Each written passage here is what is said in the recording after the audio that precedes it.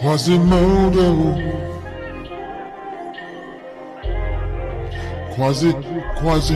Quasimodo. Got lots of bitches calling me on my mobile. Quasimodo. I got a natural flesh patch right there for my mobile. I live a life Quasimodo. My bitches be calling me Master Modo.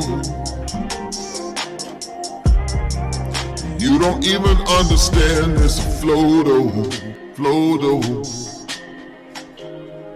When I get older, will I still have an effed up shoulder?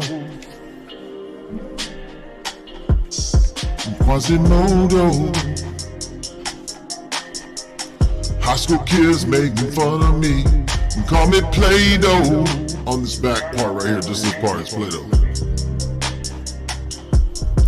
Quasimodo. I'm up in my castle. It's very dank.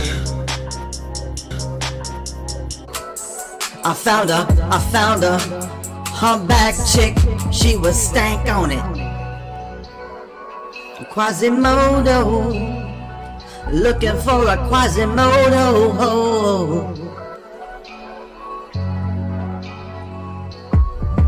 Quasimodo, you don't even know what it's like with a little bitty friend on your back like this right here. I got a little brother on my shoulder. Quasimodo, I just bought a weird modified Lambo so that I can drive in a weird way inside a modified Lambo.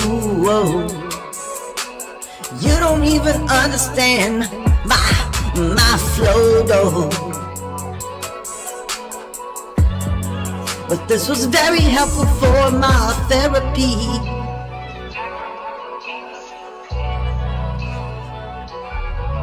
Quasimodo. I'm at the Home Internet Awards with the T-Mobile Home Internet guys. What's it like working with your best friend? You make me feel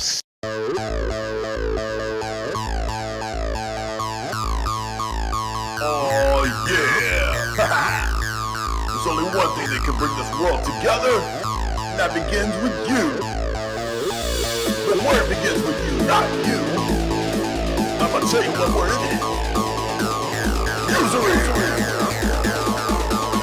On the dance floor. Get that ass up. Bankers, get on the floor. Bankers, make the people poor. Bankers, get more paid. Bankers, get more name. Get more name. I wanna see your ass poor. CEOs, yeah, I'm talking to you. Get more hoes, get more paid, get more votes, get more laid. I wanna see the CEOs ruining lives to the beat. Ruin those lives in 141 BPS. Oh yeah. Sweet cool. Sweet cool.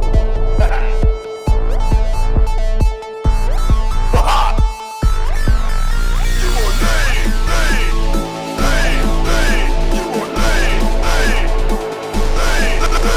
more name. Shake that ass. Shake that ass. Shake that ass. R.A.P.E. middle class. CEOs, get on your toes. Your base. Where's the interest rates? I wanna see the bankers on the floor. I wanna see your ass poor. Make it clap. Make it fiat clap. Shake that ass. Usury. On the dance floor. Aha! Oh yeah! Bankers, get on the floor. Bankers, make the people poor. Bankers, get more paid. Bankers, get more name. Only one thing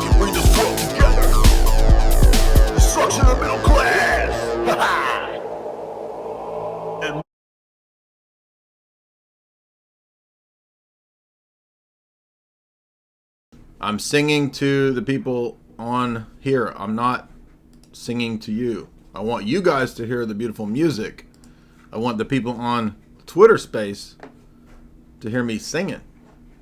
I don't need you in the chat telling me to unmute. I'm fully cognizant and capable of running this stream, baby. Now we got some a little bit of drama I want to address first. Shout out to Sneck and Lewis in the chat. Them old school boys that been around for the long haul. We appreciate them. And speaking of Lewis reminded me some years back of a great Oxford Union debate. And I'm bringing that up because we still have a lot of uneducated people who think that there's something inherently bad about debate. They think it doesn't involve rhetoric. Let me guess. Jabs. They don't think that it's even part of a classical pedagogy. So we live in this weird time of highly uneducated people. And even the educated influencer class still is under some kind of delusion that debating is a bad thing. Part of it has to do with feminization of the church, everybody being so soy. Everybody is so reactionary. They don't think through challenges and positions. Especially via Twitter, everyone just reacts. But if you go and watch this debate about the existence of God, you'll note that Hitchens does a great job here of laying out a case, presenting the remnants of classical debate and pedagogy. Now, sometimes we do formal debates, and sometimes we do informal debates. When it's a high-profile person, I give them a formal debate. We've done many of those. So the people that act like I don't do formal debates or just scream over everybody else is not true. And then we know that that's not true. It's just a bunch of baloney. Malarkey and hooey. Yesterday, the debate, 2 days ago, that was a tongue-in-cheek debate. I thought a lot of you would be hip enough to pick up on the fact that she's a counterculture art gal. She was on Perfect Guy Life. She's in TV shows. Of course, it's not a serious debate with her. And people say, what is this debate? I can't figure it out. Oh! And people losing their minds. Why would you have this girl on? Whoa, she's a hooker. Whoa! People losing their minds because an attractive girl is on the stream. Bunch of dang dorks that have never had a girlfriend or talked to a girl. You were only nice to her because she's hot or chick. Now, wait a minute. So that I'm nice to somebody in a tongue-in-cheek debate, and I'm still bad. You're bad because you even did it. So I can't win. No matter what I do, I can't win. If I'm nice to somebody in a fake debate, it's a fake debate, man. It was supposed to be funny and fun. And by the way, almost 100,000 people have watched it. Why did you even do it? Because 100,000 dorks that have never seen this channel would watch it, and they did. That's why. Duh. Why does Andrew debate dumb girls on whatever? Because hundreds of thousands of people watch it. What do you think? You know how many new dorks came and watched stuff that have never been over here? A lot. She has a big audience. So, like, what? You don't even know how the internet works? Anyway. Listen to Hitchens. In fact, I loathe taking part in it almost more than any other argument I'm not playing the whole clip, take part in. For why? Because I have to come up here and defend the religion of love, brotherhood, peace, justice, and turning the other cheek rather than kicking the other guy in the crotch. And I have to listen. I have to listen while I'm doing it to these gentlemen who remind me constantly of the most irritating, infuriating, revolting person I ever knew, namely my adolescent self. See, he's doing jabs, he's doing negs, he's making fun of himself, he's making fun of everything. Especially the opponents, whom he's saying at Oxford act like 13-year-old kids. That's a jab, dummies. This is like the ultimate informal debate, Oxford Union debate. The classic medieval style. You're not supposed to ever say anything mean to someone. You might hurt their feelings.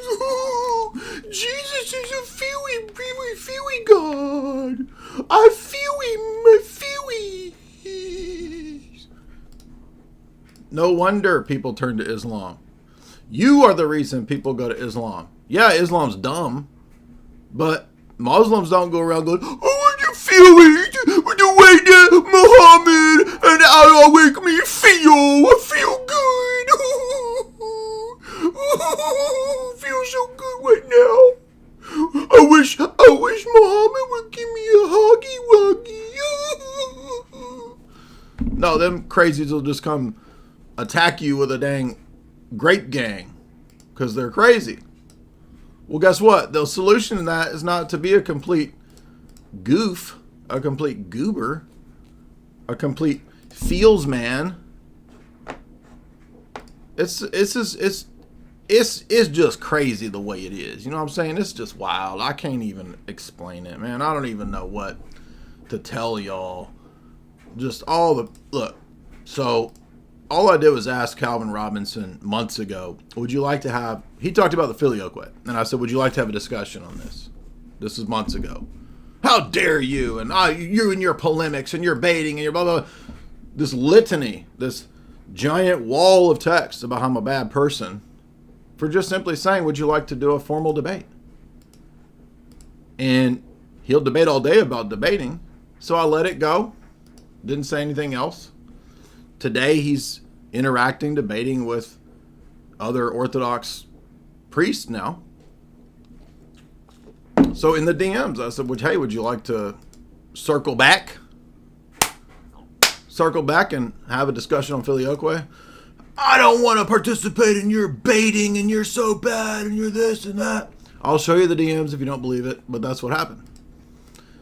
I mean, do you think I would be able to do what I do if I didn't have basic skills and capabilities of civility, professionalism, in messaging people and ask them to do a debate?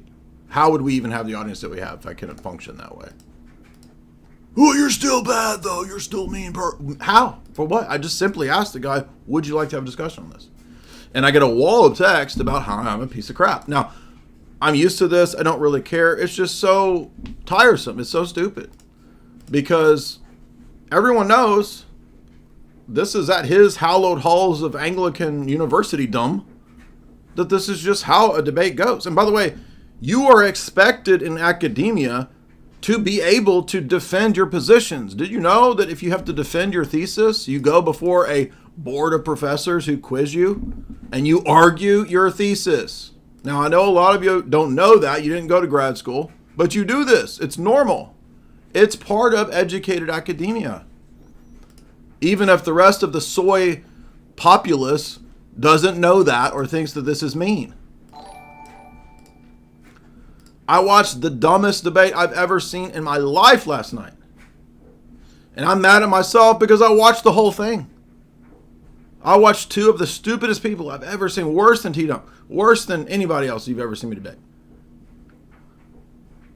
I didn't block you for nothing, man. People that talk smack and won't debate, they get blocked. People are like, why are you fussing? You block people. Yeah, when a person won't come and have a discussion and defend their position, I block them, absolutely, because I don't care. I'm not, you're canceled out of my respect for you, because it means that you can't defend the position. Educated people are supposed to be able to engage in critical thinking, analysis, logic, rhetoric. They're able to handle pushback. They're able to handle discussion. Yes, the debate, it was absolutely worse. I'm not kidding. What's her name? Not so erudite, and that boomer veteran debating Jake Rattlesnake and Jim Bob on feminism was the worst debate I've ever heard in my life. I've never heard anyone be so dumb. And I've never heard the stupidest arguments beyond that in my life. I mean, it was next level, the dumbest debate ever. So this is what people think is debating. They think it's arguing. They think it's yapping. They think it's just, I don't know, flair. Who knows? But I don't feel bad for just simply asking people to come have a discussion. And a lot of people they think this is an insult. They think, oh, I'm beyond that. How dare you? And I don't know anything about Calvin Robinson other than that, okay, one time he was at a thing and there was Father Josiah there, and then he's at this other thing and Peterson's there. Okay, well, that's great. But I mean, why is it even a big deal? All you got to do is say, no, I'm not interested. Okay, fair enough. You don't need a litany of insults to the person who's just simply asking you to have a formal debate. It's weird. It's a weird, sanctimonious, I'm so much better than you that how dare you? How dare you? Right? Like Bill Clinton level stuff. Again, no one at this level is hurt or scared or crying and freaking out about, oh, my feelies, oh my God, how dare you speak to me? I have 400,000 followers. How dare you even message me? Honestly. I mean, haven't we all heard it all before? Horus, Mithras, they're all the same. No, they're not all the same. They all disagree with each other. They must be wrong. They can't all be right. This is the stuff of sixth form debate. There has been nothing serious said against... You see that? More jabs. My opponents are sixth graders. Whatever sixth form is. I'm assuming in weird Hogwarts land that's sixth grade. I don't know. But England is basically Hogwarts if you don't know. So I'm assuming sixth form is some low-level grade of education, right under motorized Rollingham class or whatever. Again, the whole debate is just his opening statement, and it's not all rhetoric, but there's some rhetoric, okay? And we've got people out here that literally think that any rhetoric is this anti-Christian. How dare you say such a thing? Okay, well, no, I'm not going to apologize for just simply asking people if they like to have a formal debate. And I don't feel bad about that. And I shouldn't feel bad. This is stupid, man. These people are just freaking cry-bully babies. You remember last time we had this event, he tried to mog me and he lost. My comments had like 10 times more than his disses. He's like, oh, I mogged you. And then I had like 10 times more than him. So it's like he even got mogged in his petty attempting at mogging me, which was funny. But yeah, I don't like... You'll notice in the case of Dasha had some decent questions. She wasn't the best debater, but she was less afraid than any of these gigantic pop apologist vaginas, and that's what they are. The world of the pop apologists are literally the biggest vaginas out there, and I don't care. I don't care if they think that I'm mean. Do you think, like, has anything made me change my MO? No. But, I mean, the DMs usually are almost always pretty civil. He let loose a wall of text about how I'm a bad person. It's all a ruse, it's a shtick, it's a game, and it's all bait. And, I mean, was it bait when I was out there debating the top Muslims with Sam Shamoon? Getting 3 to 5 million views, that's all just bait? It's just, I don't know. We'll open it up because that's all I have to say on that matter. You can go watch the rest of Christopher Hitchens. Just giving you kind of basic procedures and examples of what normal debate is. Now, if all you do is insult, then that's not a real debate, right? You can't be all rhetoric. But the thing is about debate, the assumption is that the audience is intelligent enough to figure out if you're all hot air and rhetoric and no substance. Maybe it's not that way anymore. Maybe everybody's too stupid now. I don't know. But our buddy here, Amateur, wanted to come discuss. What's up, man?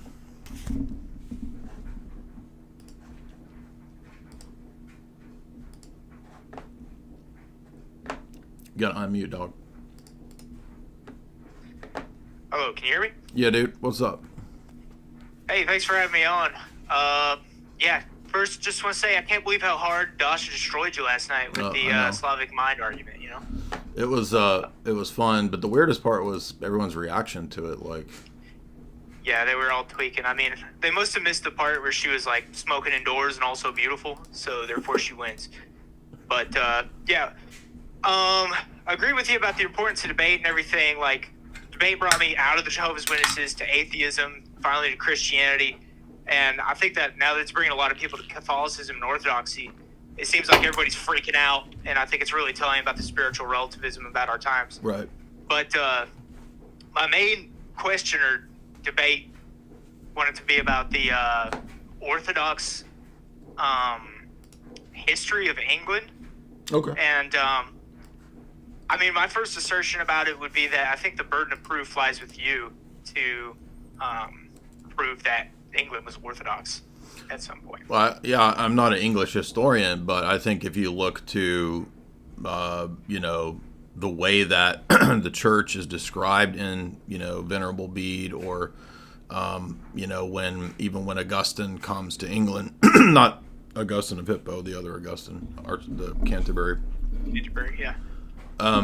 You don't find the Vatican I attitude and mindset, and just like with the church in France, the tradition there is to not have the filioque, to recite the creed the traditional way that the Orthodox Church does.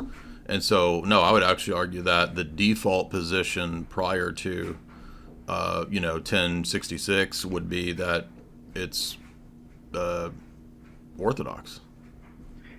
So the Orthodox Church broke with the Catholic Church in 1066, Great Schism and everything. 1054. 1066 is the Norman invasion. That's right, my bad. So no communion between the two. However, the Church of England only broke away and broke communion with the Roman Church in the 1500s. No, so you miss what I argued, though. My argument was that the faith of England prior to 1054, prior to 1066, is the identical synodal faith that does not confess filioque and does not confess papal teachings until later down the road when that's enforced upon England. That's what I'm saying. Okay, so your argument is that the Norman invasion is the primary force. Well, that's one period, right? Well, that's one period when you have phases moving in that direction. I don't believe that it's like night and day. It's not like there was one day where everybody in England suddenly woke up, oh, we're all in schism now. Because if you look at the way the promulgation of things like Lyons and Florence happen, is that it takes time for those things to, promulgate throughout a lot of lands, whether it's, Uniate-ish areas, Romania, Transylvania. A lot of those places were kind of ambiguous for many centuries, even like in the time of Vlad the Impaler, right? It's kind of unclear whether Vlad was Orthodox or Uniate. So it's not a black and white thing. It's rather that it takes time for it to kind of be received everywhere. So I couldn't tell you an exact date as to when the entire, Church of England went from Orthodox England to Papal England, but it would be during these centuries of 10th, 11th, 12th. I do recall that the investiture controversy, especially with Thomas Becket, that played a big role in the papacy taking over churches in places like France and England, because a lot of the bishops were still being installed and appointed by the kings, and so there was this, it's called the investiture controversy, right? So that's the period, I would say, when the papacy makes its move to solidify control. And another way to see this is that, are you aware that it's pretty universally known that before the Gregorian reforms and up into the 1300s, the Bishop of Rome doesn't confirm every bishop in the world. It's a local affair. That's something that changes after the Gregorian reforms. So that also shows you that the structure of the ecclesiology of the church was not papal. Okay.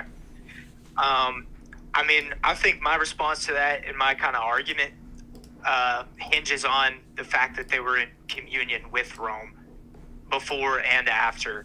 Yeah, but so was the Orthodox Church. How does that prove anything? Well, it proves something because even after the schism, they still are theologically consistent with Rome, more so than. Well, that just means that they accepted the Roman position. Right. So it doesn't. How does that prove that they always believed the Roman position when I just gave you an example from ecclesiology where they didn't? So even before, what is it though? So when Augustine came, there was an insular form of Christianity there, and it was different in liturgical practice to both the Roman Rite and the Orthodox Rite. So I don't really No, understand. you're how, misunderstanding. There's no the Orthodox Church is not an Orthodox rite. It is a confession about the faith, the Niceno-Constantinopolitan Creed, a communion based around canons and the sacraments, and it's a decentralized synodal church. So that is the Orthodox Church. And so the mere fact, for example, that there is no Vatican I papism in the first 1,000 years also proves my point. Okay, it's fair enough. I mean, do you understand the argument that I'm making? No, I'm getting it now. I'm seeing where you're coming from. It's like I said, yeah, that's why my Twitter handle's amateur meditations. I'm not very learned on this type of stuff or anything, but I thought I'd give it a shot. Well, it's a similar situation in France. Like the church prior to, that's why you have these debates, and that's why there's things like Gallicanism, is like there's this holdover of the older synodal tradition that papism had to conquer all the way up until the modern era, where you still have French Catholics who still have a degree of resistance to the papacy. Snack, did you want to speak to that? Yeah, so it's important to distinguish being communion with Rome and even revering Rome, because it's an ancient see, and Roman Catholicism even after the schism. So I'm not quite sure about the 1066 date, because it's based on the idea that the papacy said that William the Conqueror could conquer. But if you look before that, you will be able to say, look, the English synods during the Heptarchies, they were really influenced by Charlemagne. But does it mean Roman Catholicism? No. Charlemagne was fine with, of course, he believed in the Filioque, but he was fine with rejecting councils that Rome accepted. And if you go even further, you have, of course, what you call the insular form of Christianity. In England, it disappeared a bit over time, but if you look at Ireland, for example, we have a lot of sources from Ireland, because monks from Ireland were called to re-evangelize parts of Western Europe, Eastern France, and Northern France.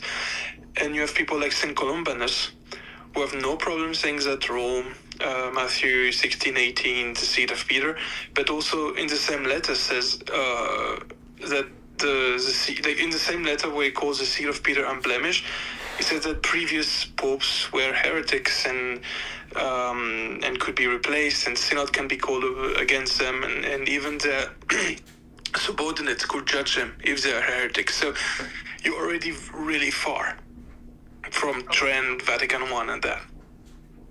Okay, I kind of see the argument and everything, and I do agree that popes can be heretics and everything, and I see where y'all are coming from.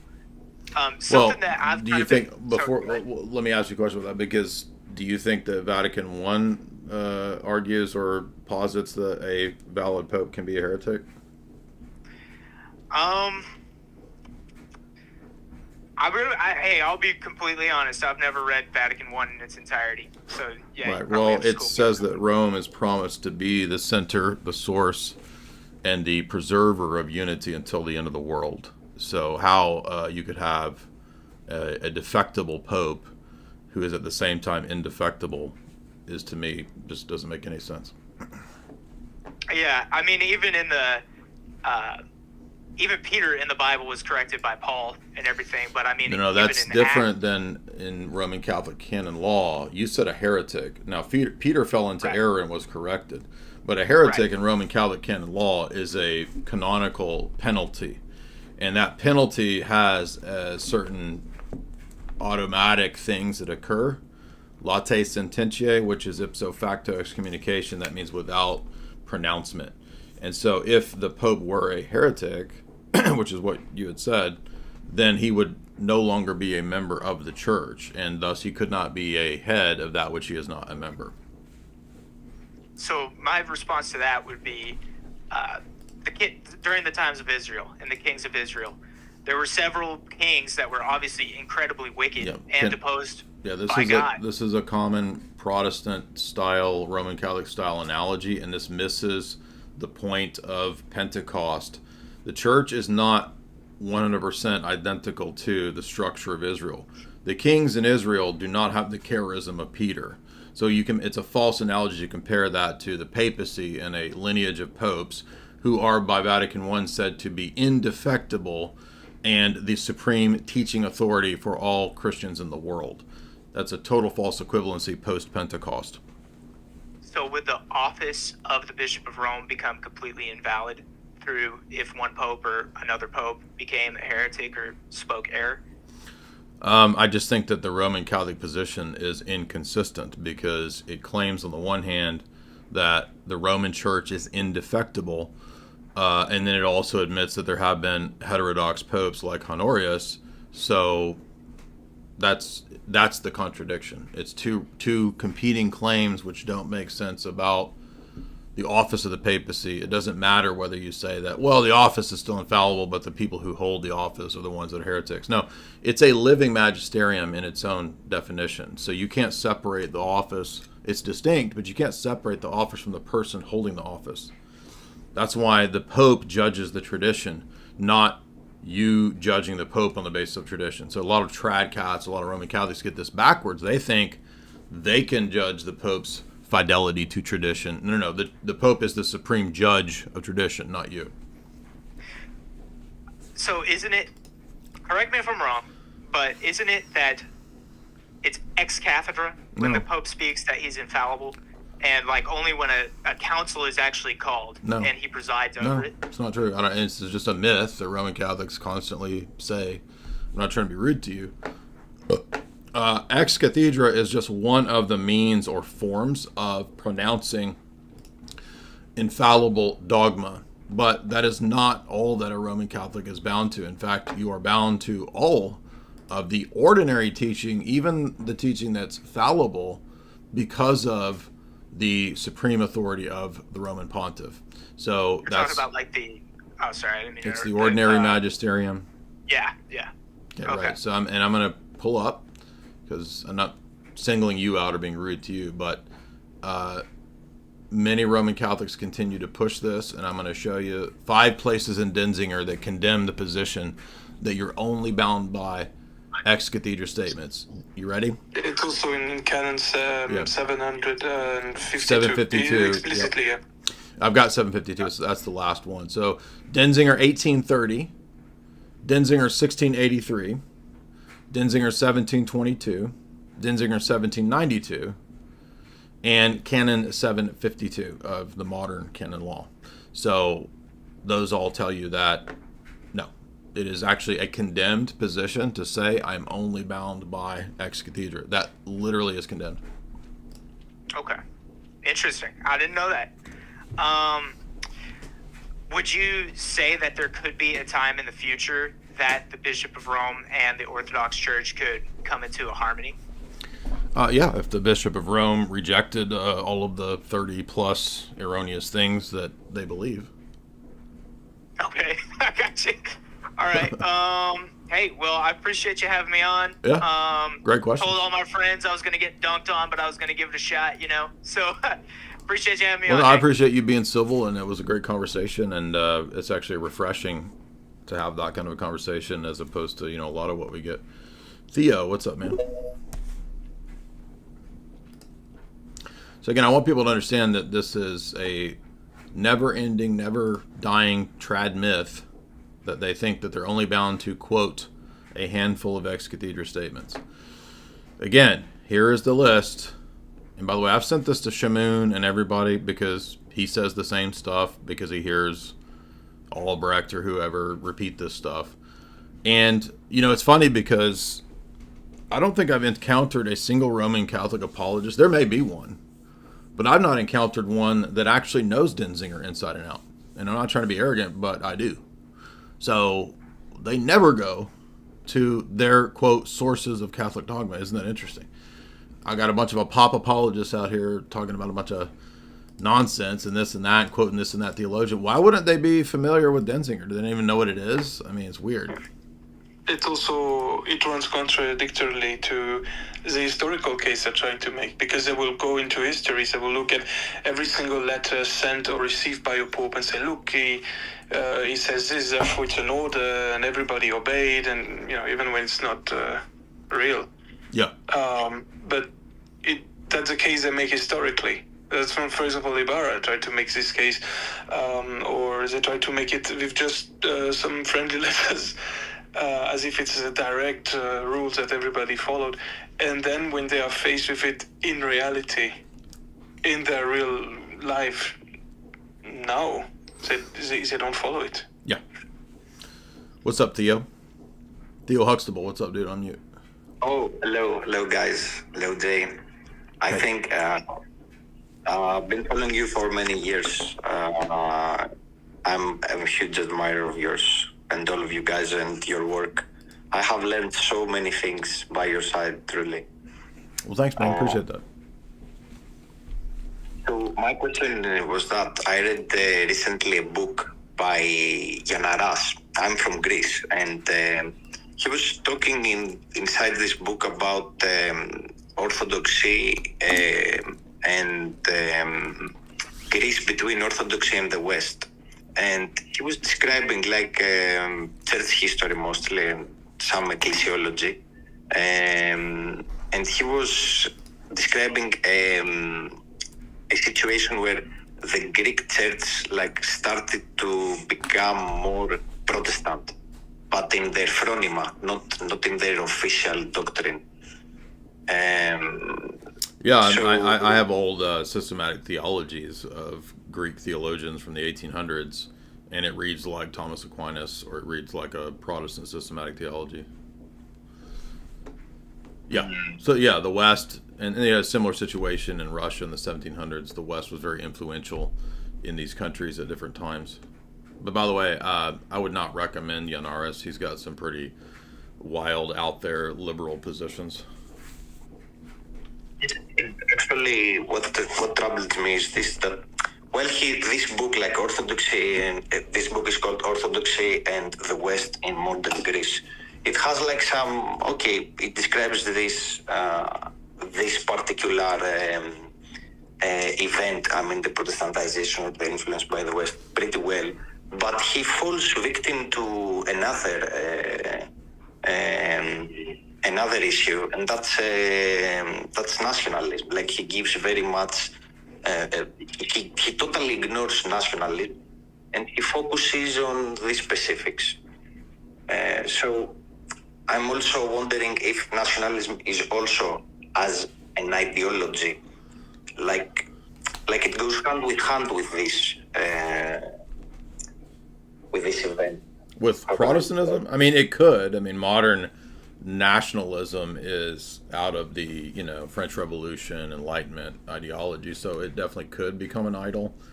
But there's also a way to have, a Christian nation without it being an idol. Lewis, I don't understand why you're thumbing down. Like, what did I say that's even controversial? I mean, I think that the model traditionally is, ethnos and people groups, and them having kind of their own autocephalous, you could say, governance, and then you can have the Orthodox imperium, which integrates and tries to be a balance of the one and the many. But I don't think that nationalism is inherently Protestant, nor is it inherently an idol. It just can be. Go ahead, Lewis. Yeah, sorry, I wasn't thumbing you down. Oh, okay. I thought you were like calling me out. I was like, here we go. No, I was just disagreeing with the idea that nationalism was, as in like Protestantism's, like the idea, okay, fine, like nationalism was what caused Protestantism, but I think the kind of nationalism that has some involvement with Protestantism, like for example with the Church of England, I think that's like pre-Enlightenment. So I'm not disagreeing with nationalism post-Enlightenment is a problem, but I think like pre-Enlightenment nationalism, which is just a love for your own people and your own absolutely in-group, and not wanting foreign powers, which was what the papacy was, right. Influencing your, like being this fifth column in your nation. Right. I think that's good and natural. So well, I don't blame Henry VIII for being like, I think it was wrong for some reasons, but I also think the papacy were stupid to not just play realpolitik with his situation and have all this influence. And obviously he was going to be like, well, I don't want this. I mean, they were playing realpolitik, but against him. Yeah, right. Yeah, I think SNEAKO's commented on, Francis even recently, like Francis saying everybody in Europe and America needs to have open borders. That's a subversive foreign entity. Well, a lot of NGOs that fund and support mass migration are so-called Christian. Yeah, and Roman Catholic, especially Catholic Charities, yeah. And other Middle Eastern nations, as I'm sure we all know. But you can support the stream via Super Chats there. Thank you to Lewis and Snack there for those good comments. Now, I think we have a Roman Catholic who wants to discuss. What's up, man?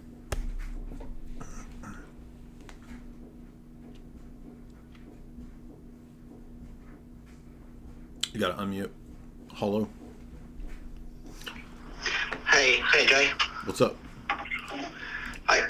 A few days ago, I think I might have misheard you, but I got the impression that you were saying that the logical position for a Roman Catholic would be to be sedevacantist.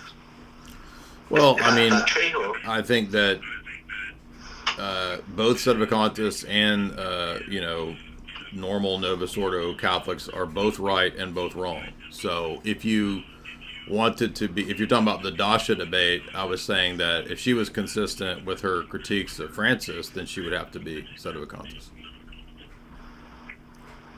Sure, but I think that also touched a bit on your own faith journey, right, Jay? I was under the impression that you got into Roman Catholicism and you started to question like the papacy, etc. with Vatican II. Yeah, I had a period where I was Tradcat, Latin Mass, doubted Vatican II, absolutely. Would you consider arguing in favour of sedevacantism against like a Vatican II compliant Catholicism? I know you support Orthodoxy, but say Orthodoxy wasn't an option, and you were talking to Roman Catholic, would you say that there should be a sedevacantist? Well, not now. I would have said that maybe in 2006, but why do you want to argue with me from 2006? Why not me right now?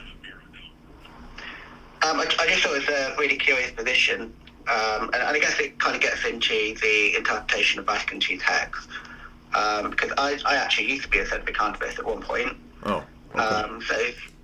So when I heard like Vatican II texts being used to describe like a break in the faith, for example, that immediately alerted me, and I was very curious on the details of it. Like, is there a particular document you'd point to and say this section here is a break with traditional Catholicism, etc.? Yeah, well, I'll give you one example. Beyond Nostra Aetate or something like that. The statements on religious liberty, freedom of conscience, freedom of worship, I would argue are completely contrary to the medieval teaching of the temporal supremacy of the Roman bishop, which in Unam Sanctam is made necessary for salvation. Okay, I'm not too familiar with that particular document. For me, sedevacantism is built around Lumen Gentium, which made some similar arguments about religious liberty. Hold on. So it's crucial to this argument that you understand what that is. So in 1302, Pope Boniface VIII pronounced a famous document. It's not very long. It's called Unam Sanctam. And it's about, on the one hand, the spiritual authority of the papacy, but it's also about the universal temporal supremacy of the papacy, in that he is also the King of Kings and head of all world rulers. And it mandates that not only must you believe in the spiritual supremacy of the Roman bishop, you must also believe in his temporal power and authority to be saved. That's the last paragraph of the document. And if you recall, I'm sure you know as a Tradcat, that the Pope used to wear a triple crown, right? And that signified that authority. The post-Vatican II popes no longer wear that triple crown. Vatican II, under the influence of Jacques Maritain and others who were Americanists and essentially pluralists, promoted and passed the idea via Dignitatis Humanae and the other statements about religious liberty that now promote pluralism and essentially a egalitarian, open society approach to religion, and not the preference of a Christian state. In fact, Benedict XVI even said that in some of the countries in Europe, they need to be de-Christianized. So to me, that's just absolutely, completely the kill shot opposite position. I mean, I have read in Vatican II documents, I'm not entirely sure which section, but there is an argument that the state should permit religious liberty for its citizens. Okay. I'm not trying to be rude, but did you hear anything that I argued? Yeah. So could you repeat what I argued? You're saying that in Unam Sanctam there is the idea that the Pope is the King of Kings, etc., and the state is required to promote the Catholic religion, which had been abandoned in post-Vatican II era. I mean, basically, but it's stronger than that, because the Unam Sanctam dogma is that to be saved, you must also confess the temporal power and supremacy of the Roman bishop. And with the pronunciations and promulgations of Vatican II's religious liberty doctrines, that is no longer believed, nor is it required, nor have I heard of any Roman Catholic Church in the world that tells me that I have to believe in the temporal supremacy to be saved anymore.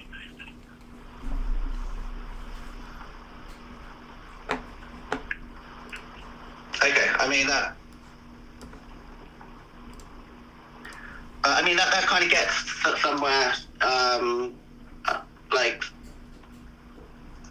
I don't think Vatican II is arguing that you can be saved if you're outside the church. No. See, it's not a question of inside, outside the church salvation. It's a question of the dogma of the temporal supremacy and power of the Roman bishop was necessary as a belief for salvation in 1302. It's no longer necessary. Therefore, Roman Catholic dogma changes and contradicts. But I'd say it is necessary. That's kind of where I'm trying to go. So you're telling me that post-Vatican II, the Roman Catholic Church still confesses that the Pope is a world emperor and world leader and the head of all states? I've not seen it said positively in that language, but no, they don't believe that. There's no like contradiction. It's not saying the opposite either. You know? Yeah, no, of course it is. To say that the states need to be de-Catholicized and that the church now promotes religious pluralism in modern society is the opposite of saying that you have to believe in the temporal supremacy to be saved. I don't think so. Okay. Well, I mean, if you think the states, the purpose of the state is to force everyone to be saved. Again, that has nothing to do. Did I say anything about the state forcing people to be saved? So now you're going off into red herrings and straw man. But I'm just trying to make the connection, because you're just saying that Vatican II permitted religious liberty. And that's not compatible with the temporal supremacy that the Pope is the head of all world rulers.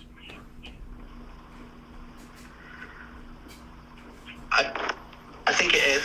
Okay, well, yeah, you can think that. And tell me where in the Roman Catholic world today you find any Roman Catholics in communion with Rome that teach the temporal supremacy.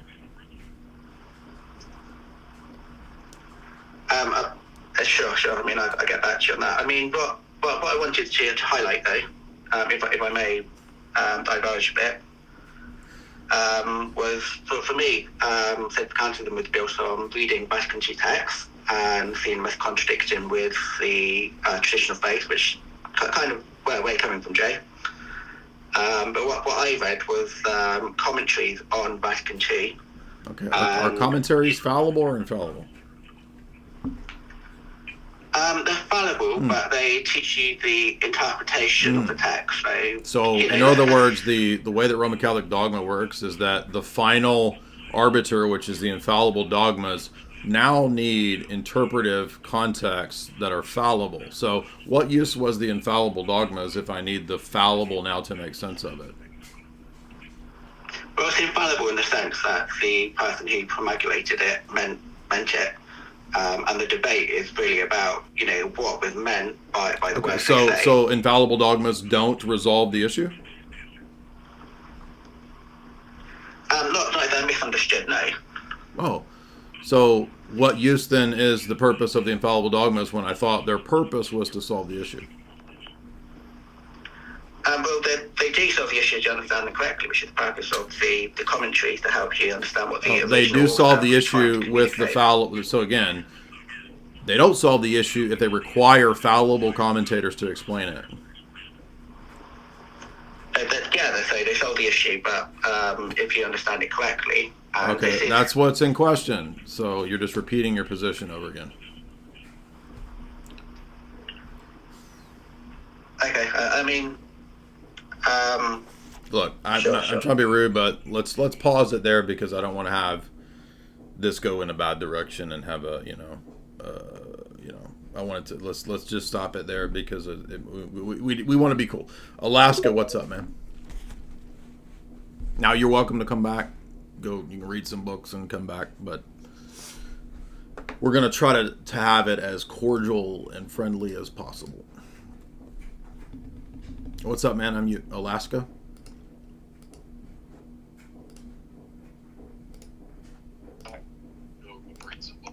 Are you there? Can you hear me? Yo, what's up, man? Can you hear me? Yeah. Oh, yeah. I just had like a small question because I'm not sure. I am a very new Orthodox catechumen, and I had a question about the Coptic Church because if I understand it correctly, they were like the first schism with the church because of the natures of Christ, right? I mean, there were other schisms prior to that. I mean, the Novatianists, the Donatists are prior to that, but go ahead. Yeah, I just wanted to ask about it because I was watching this video with this like Coptic monk, and he was like really cool. I thought he was like really, saying some really good stuff, And so I wanted to ask your opinion about, like, is it heretical, the church, or what's like Yes, unfortunately, they're heterodox, and you can go to my channel where we have 2 of our ongoing series up with me, Kai, and David Erhan as we're walking through Oriental claims. We will be back to that in the next few weeks, I think, now that Kai is back from his honeymoon. Now, guys, we're looking for people who disagree, so I appreciate the Orthodox catechumen questions, and I'm not trying to be rude to you, but it's very clearly today listed as debate between Protestant, Catholic, and Orthodox. So if you've got basic level catechumen questions, please take those to your catechist and take that to your priest, because you're really just taking away from what I want to direct today's discussion to, which is the issues of Protestantism and Roman Catholicism. So I know you have diet questions. I know you have fasting questions. I know you have canon law questions. I know you have questions about, whatever. Please, not today. I'm just not doing that today. And it's really annoying when everyone calls in with the same FAQ questions when we do this. Greg, what's up, man? Before Greg comes on, I want to note that, there's this kind of goofy news story going around that, the CIA declassified that they might have found the Ark of the Covenant and that it was done with remote viewing. All this stuff is stupid, okay? Just because something's declassified doesn't mean that it's really what the CIA was up to, okay? They'll declassify anything that was classified for various reasons, even if it's just random journals, random speculative magazines. You're right, like the one that mentions, suppressed history or whatever. It doesn't mean that it's true, especially if it's got stupid, remote viewing type stuff in it. So people are talking about, they think they found the Ark of the Covenant. Now, okay, maybe this is possible. I don't know, but I know that in Jeremiah, it's very clearly prophesied in the Messianic era, and this is when the Gentiles convert. So this is how we know it's the Messianic era. It talks about the Gentiles being gathered to Israel. That's the church. Okay, that's not John Hagee's end times thing in Palestine. This is the church. And it says, it will come to pass that when you are multiplied and increased in the land, they will no longer say the Ark of the Covenant. It will not come to mind, nor will they remember it, nor will they visit it, nor shall it be made anymore. At that time, Jerusalem will be called the throne of the Lord, and the Gentiles will be gathered to it. That's the church, not flesh Israel. This is a prophecy of the Messianic era. How do we know? Because the Gentiles are being brought in. Verse 17. One of the signs that we are in the Messianic church kingdom era is that we will not have or know about the Ark of the Covenant. Because the real Ark of the Covenant is here, which is the Theotokos and Jesus' body himself and the church. And all of your bodies are living arks. So is it possible they could find some ancient relic of the Ark? Yes, possible, I guess. But we are not going to like go back to ceremonial Jewish temple worship like the premillennialist and the dispensationalist thing. What's up, Greg? Hey, Jay, I really enjoy your show, man. I wanted to see if I could ask you a question. Okay. If this is a good argument against PSA. And PSA, as I understand it, penal substitutionary atonement.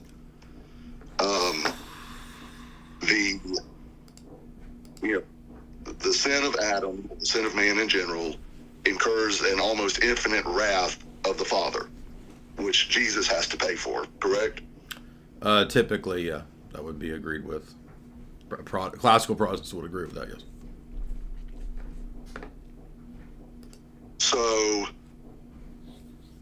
my question, though, is, wouldn't Adam's sin and even my sin also be in the same affront to the Son as it is to the Father? Yes. So who pays off the Son? Well, this is a point actually that we do make against penal substitutionary atonement, in that it is dyadic, because you have this payment between two persons that neglects the third person, and by extension it would neglect the second person as well. So yes, this is a variation on, and I'm not trying to be rude or steal your thunder, but it's a variation on the argument that we've made many times. So there's nothing in the Godhead that occurs that's just between two people. Or two persons, right? So anything that happens has to be triadic. So you can't have, the Father damning the Son. Okay, what about the Holy Spirit? Is he not involved in this? Well, it makes no sense. So, but I think you're right to go that route too. It's another variation. But also, I think Protestants are just typically thinking of Jesus as a quasi-Nestorian, just a man, right? So I know they confess his divinity. But if you think about it, PSA, it either requires a split of the Trinity or a dual subject Christology, which is Nestorian. Appreciate it. Yeah, no, it's a great question. You're on the right track, dog.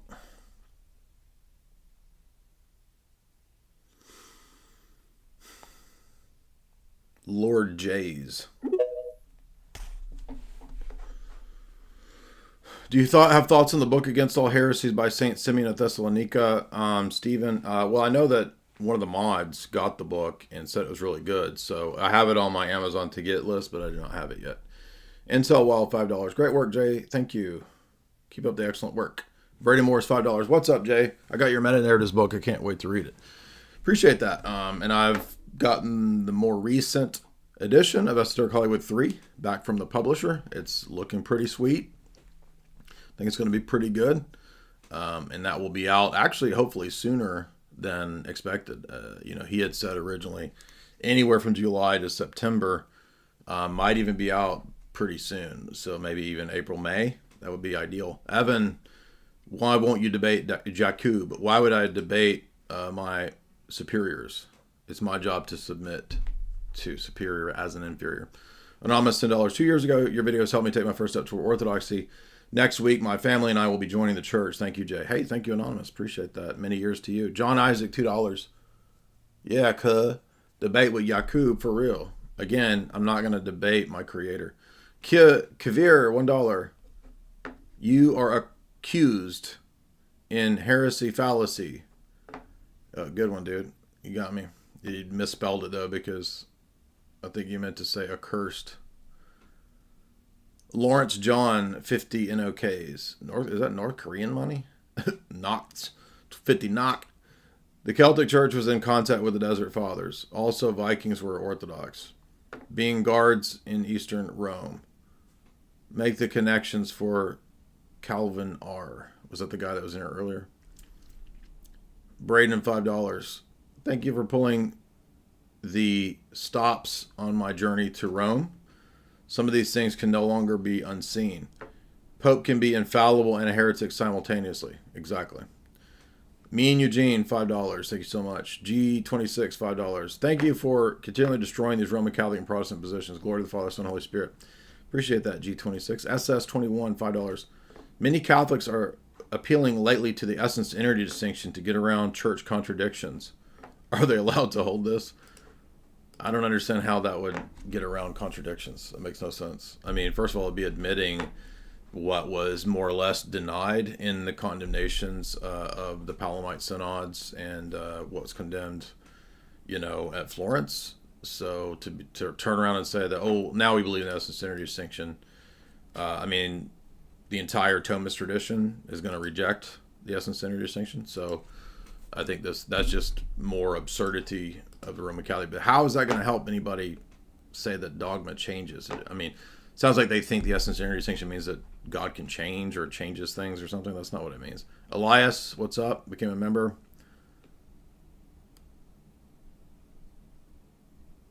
Maximum 911 became a member. What's up, dude? Maximum 911 sends $10. Thanks, dude.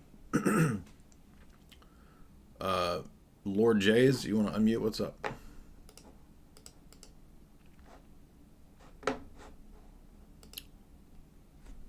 Are you there?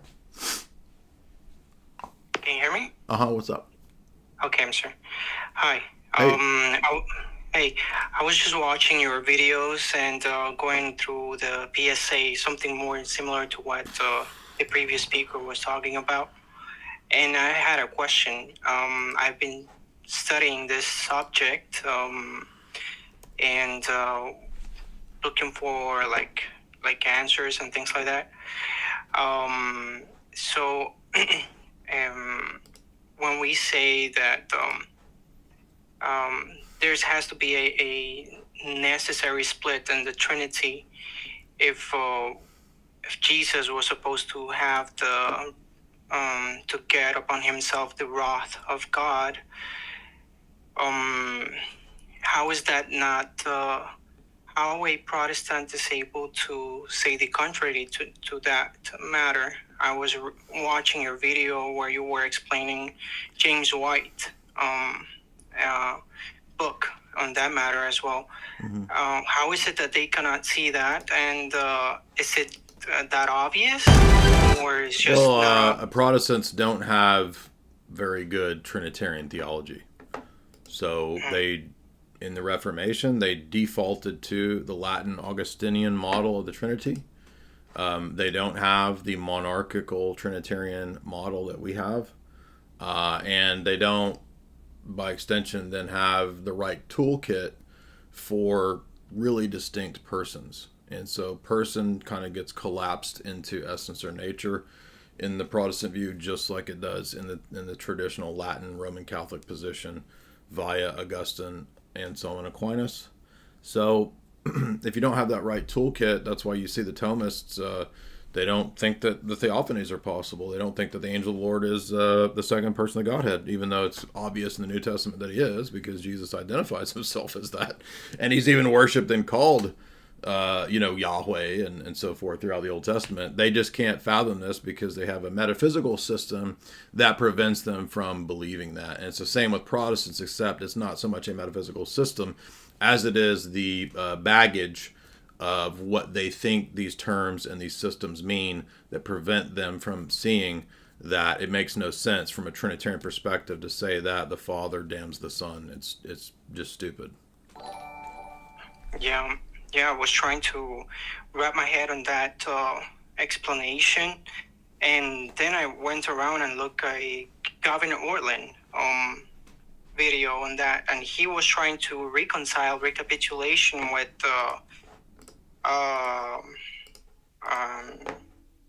SPA.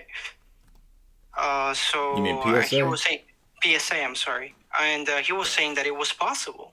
That it was possible to do so. Well, okay, so I mean that's creativity on his part, but like I think Protestants don't understand that a lot of these doctrines, they're not standalone doctrines, right? Like the monarchical Trinitarianism is logically and theologically connected to energetic manifestation and the essence energy distinction. It doesn't make sense because you can find Protestant theologians who will say, oh, actually, I believe it. I think one of them, Robert Morey, I think he says he believes in the essence energy distinction. Yeah, I mean, you can theoretically say you believe that, but it's not a consistent position given the fact that those doctrines don't stand alone, right? They go along with other necessary doctrines like a certain view of sacramentology, the real presence, etc. So it's just really an inconsistent position to pick and choose and say, oh, I'm going to find a way to smash Maximus the Confessor's cosmic theology into John Calvin. Not going to happen because in John Calvin's theology, Christ does not assume universal human nature.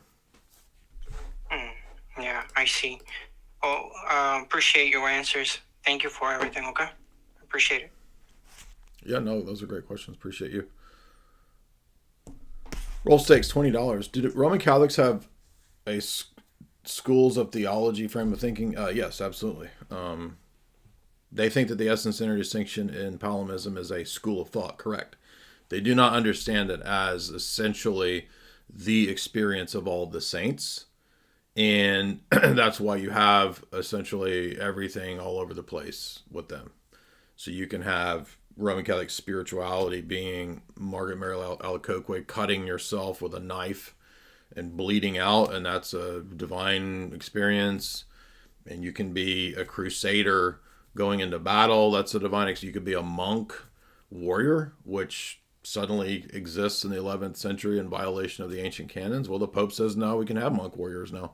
So in the Roman Catholic system, it can just be anything. You see, it's not just schools, it's also warrior monks, just crazy shit, just made up, right? But you're correct that regarding their perspective, they think it's a school. They don't understand that, no, when the Sixth Ecumenical Council teaches the essence energy distinction in Christology, it's not a school of thought.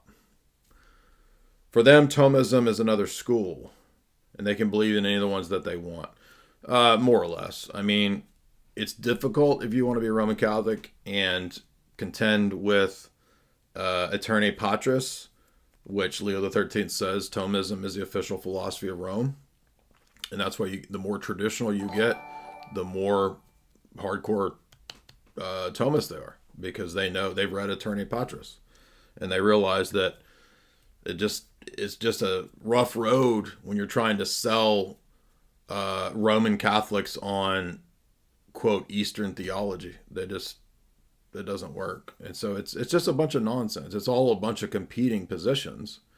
And that alone should tell you, why would we have infinite various ways of people experiencing God and being saved? It would be the same experience of the uncreated light, whether it's Moses or whether it's Basil or whether it's Paul or whether it's recent saints in the Orthodox Church. That alone should tell you that Orthodoxy is the true church, and not cutting yourself with knives and talking to flying hosts and Jesus is your boyfriend and all this crazy Faustina Kowalska stuff. That alone should tell you that it's not right.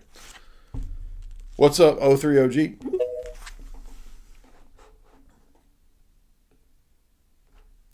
Dasha made Jay soft. I think I'm just being calm and cordial. I don't know what this has to do with that. What's up, man? Are you there?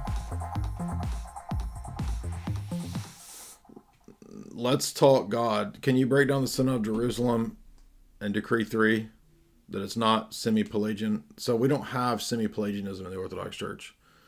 The West thinks that if you're not believing in operative grace or, what Augustine talks about, they think it's semi-Pelagian. The Orthodox Church has always taught a synergy because it's a fundamental feature of human nature to have human will and energy.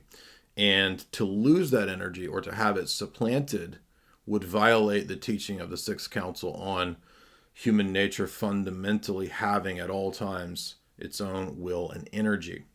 So that means you can't have a supplanting and a monergism in conversion, because that would be to override our human nature and energy. And you realize then that in Christology, that would mean that the monothelites and the monoenergists were correct. You gonna unmute O3OG? What's up, dude? O3OG, you have to unmute, man. All right, we'll move on. Oh no, here we go. I mean,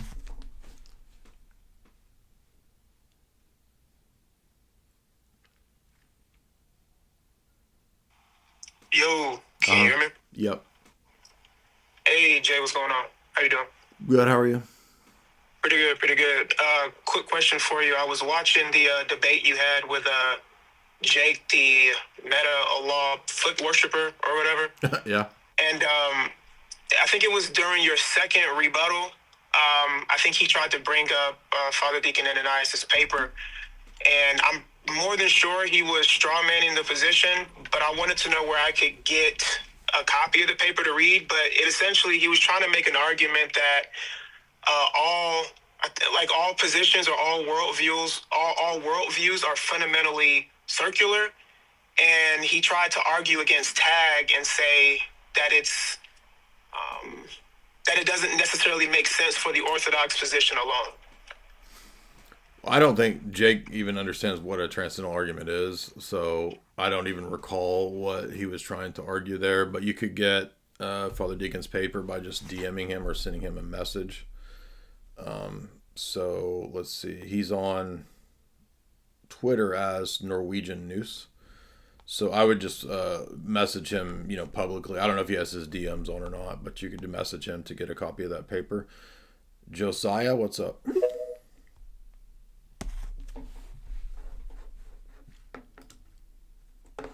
By the way, here is a 20-minute video about PSA from a while back. Guys, any of the Protestant, videos that we've had up for many, many years, any of the Calvinist lectures that we've done, you can go through those and it's going to critique PSA. So I'm not trying to be rude. It's just like every time I do, somebody asks about PSA every time. And I'm just getting to the point where I just don't even want to repeat the whole critique. I'll do it, I guess. But what's up, Josiah?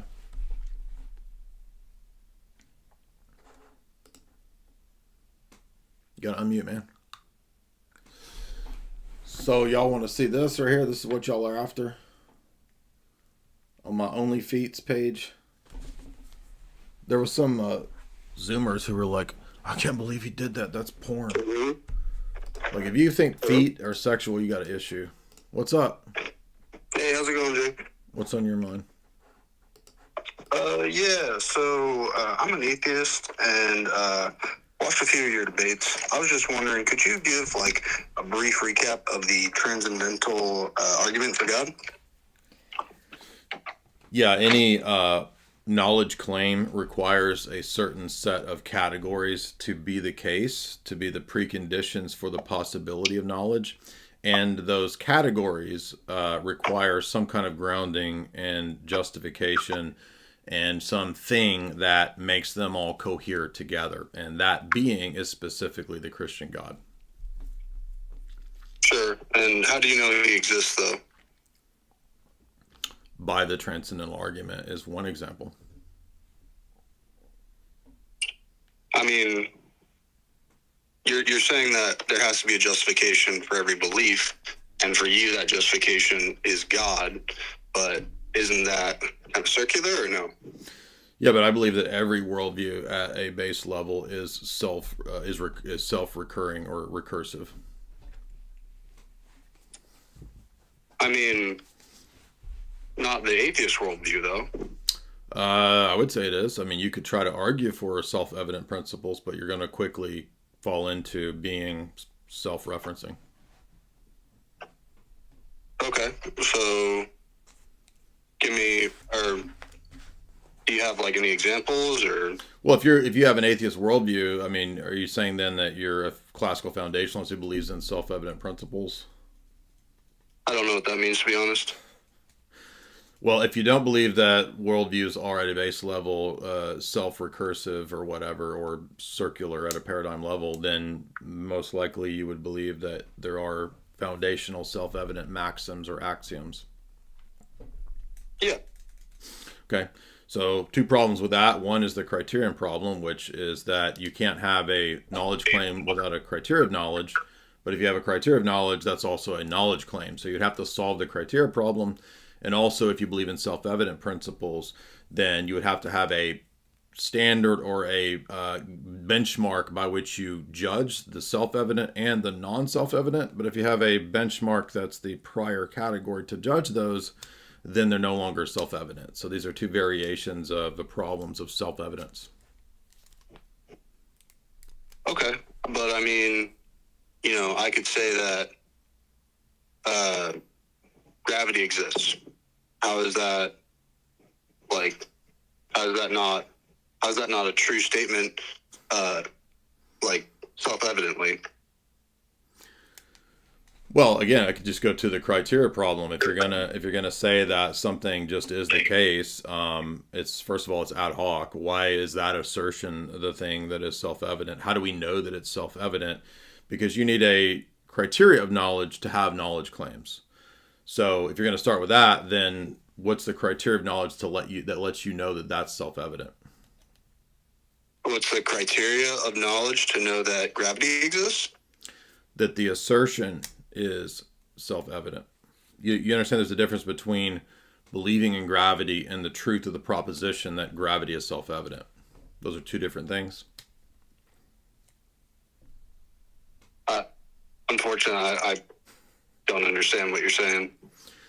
So when I say the tree is brown, yeah, okay, that's an assertion, that's a knowledge claim. That's different from the proposition itself having truth value. Is it true that the tree is brown? Those are higher order. It's 2 different things. Do you understand that? Yeah. Okay. So to say that gravity is self-evident, at the base level, that's an assertion about the external world and phenomena going on in the external world. On another level, there's an assumption that that's a universal truth claim that is the case. And so I'm asking, how do we know that that is universally the case? Maybe it is, but on what basis? What's the criteria of knowledge to know that?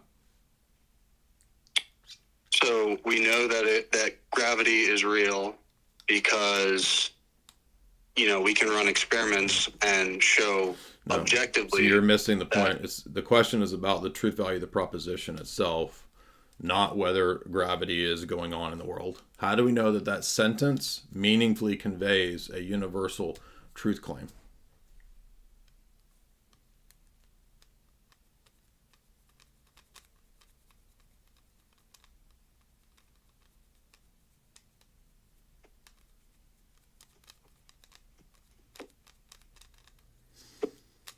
No?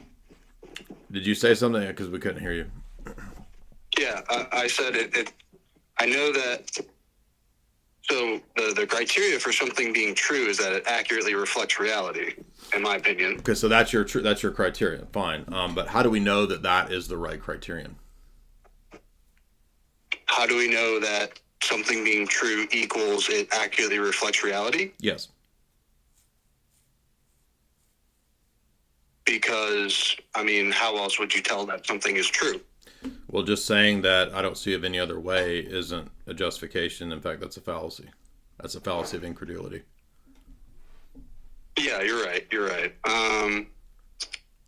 Well, I guess then you're kind of going into like basically saying that words don't necessarily have a meaning, and different people have like different interpretations of words. Maybe. I mean, you can go into all these different directions because I'm just doing variations on what's called the criteria problem.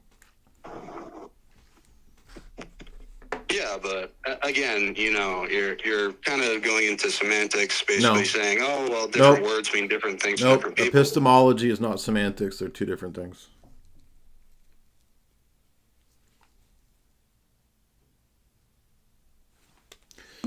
Anyway, look, go check out the difference between those things. I'm not trying to be a jerk, just saying, like, just go take a look at those distinctions, and maybe that'll help with, we're welcome to come back. We can continue that discourse. Victor, what's up?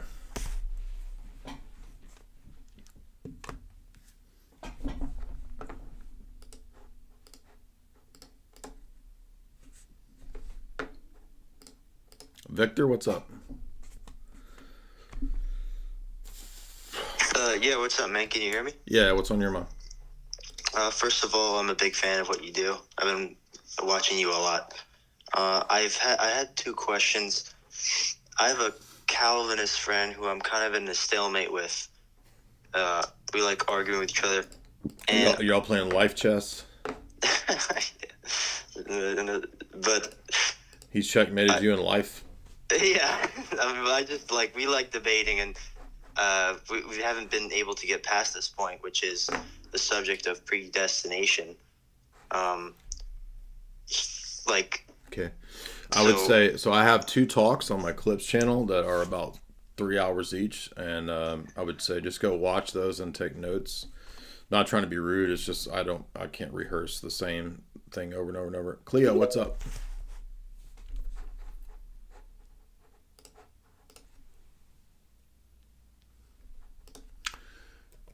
Guys, if you have questions about Calvinism and PSA, remember, all you got to do is go over to my Clips channel. It's called J. Dyer Live Streams and Absurdities. And if you scroll down, you will see 2 talks right here about Calvinism. Calvinism Refuted Part 1, Calvinism Refuted Part 2. This will cover all of those questions regarding PSA, election, predestination. I've got other talks about Augustinianism, original sin on my main channel. So guys, you can go check those out and take notes, and those should answer your questions. Cleo, what's up, man? Hey, Jay, thanks for taking my call. I think your patience and grace doing this is very commendable. Hold on. How do you come to that conclusion? Because I thought I'm the meanest man on the internet. Which one is it? I never said that. I'm joking. I know you didn't say that. No, yeah, I'm pretty brand new to you. One of my close friends is a big fan of you, so he's been showing me some stuff. But I kind of got into the Word about like 9 months ago, and I pretty much take Christianity at face value with like what I read in Scripture. It seems like a pretty simple religion, right? It's like love your neighbor, accept Jesus Christ as the Messiah, the Son of God. And like, well, I mean, those sounds like the basics, but no, I don't think that the religion is just some simple thing of LCD, lowest common denominator stuff. That's usually I'm not fussing with you. I'm just saying that's usually what evangelicals say. It's like, oh, Christianity is just believe in Jesus and be nice. Yeah, it's what I know that this is kind of scoffed at, but it's kind of what people. Like what I call like non-denominational, and yeah, but right. I mean it's understandable how someone would come to that conclusion. I mean, you have verses in the Bible like James chapter 2 verse 8.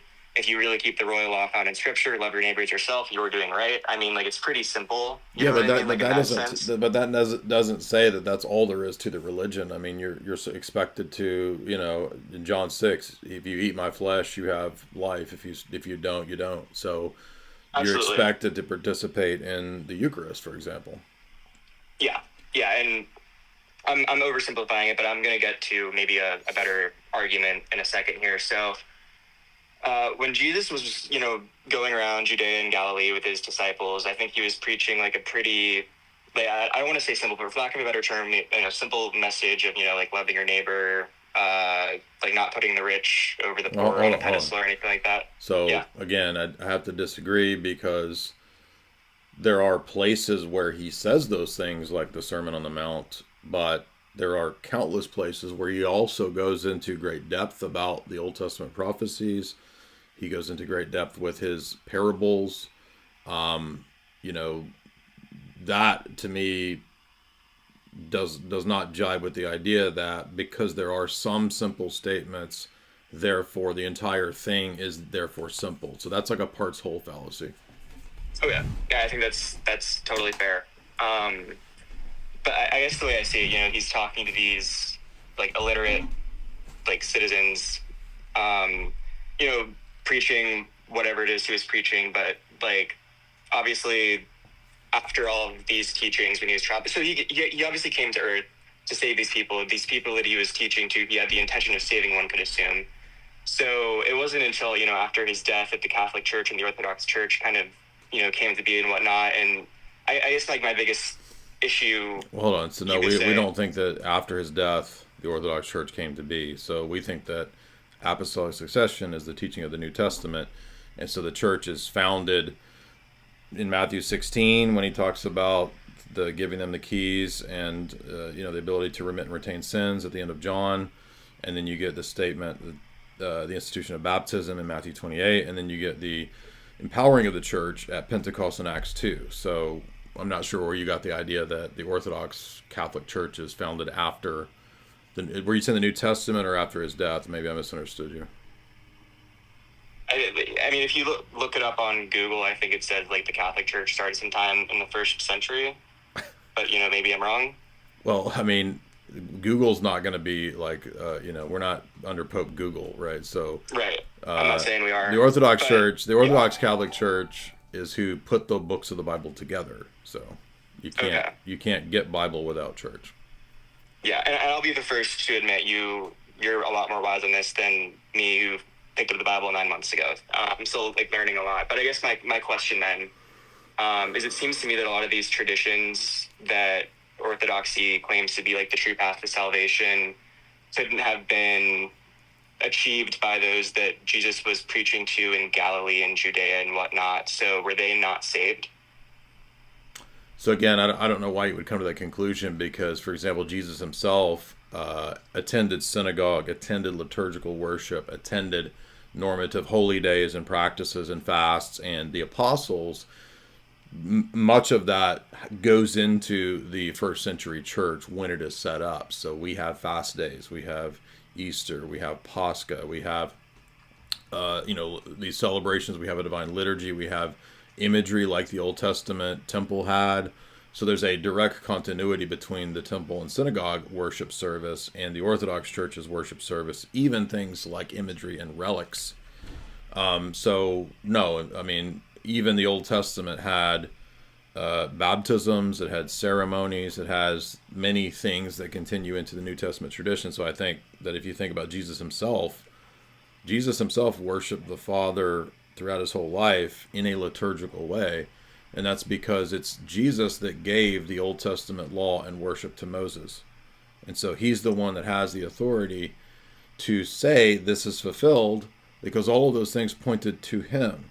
And so when he sets up apostles to guide and establish his church, they also have authority to make judgments, to bind and to loose in regard to what the church will and won't do. That's why you see in Acts 15 they have a council, and so councils become normative for the church, and the earliest councils of the church teach the same thing that the Orthodox Church teaches today. There's no deviations there.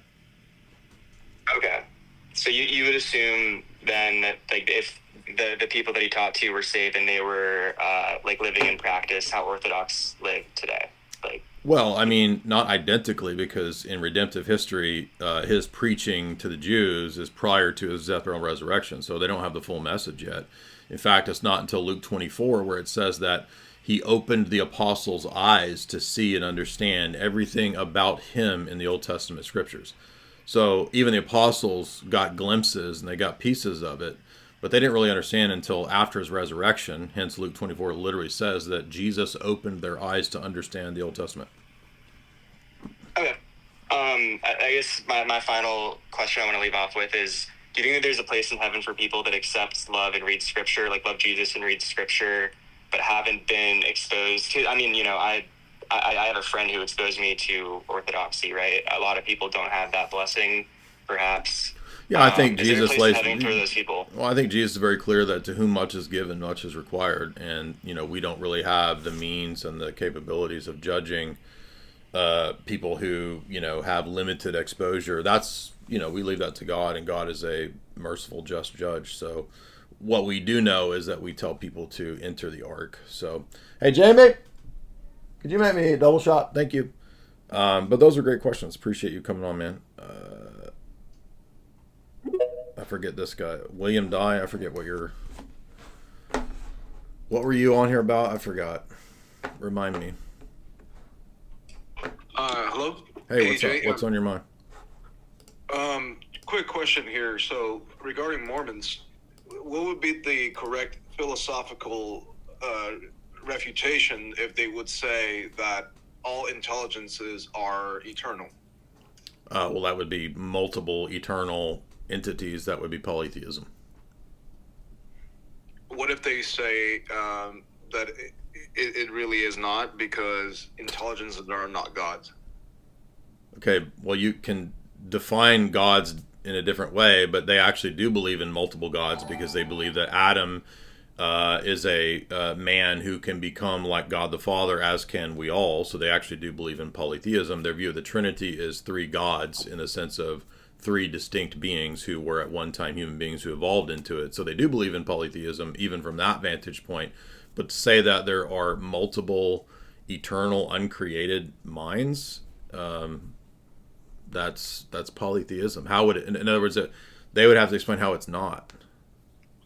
Well, I mean, the guy that you debated, Robert Gurr, he actually admits of being a polytheist. Well, there you go. So, I mean, the religion of the Bible is not polytheistic. In fact, there's quite a bit that's like warfare against polytheism. So okay, yeah, but I mean, Mormonism is just like that stupid. But whatever. Go ahead. Understand, but so should I go after the fact in terms of epistemology that if you have multiple intelligences, it's actually impossible for you to ground anything? Yeah, if you read Ad Gentes of St. Athanasius, his critique of polytheism is that it's chaos, essentially. And the gods fight with each other. They disagree. There's multiple, competing forces in the universe and conceivably at odds with one another. I mean, just think about it. Mormons think Jesus and Lucifer are brothers fighting each other. So, I mean, yeah, it would fall prey to St. Athanasius' critique in Ad Gentes. Absolutely. Okay. By the way, if you've not read that, it is a great apologetic piece. And you'll notice that, although he's not presenting tag, what Athanasius does is that he does an internal critique of pagan worldviews.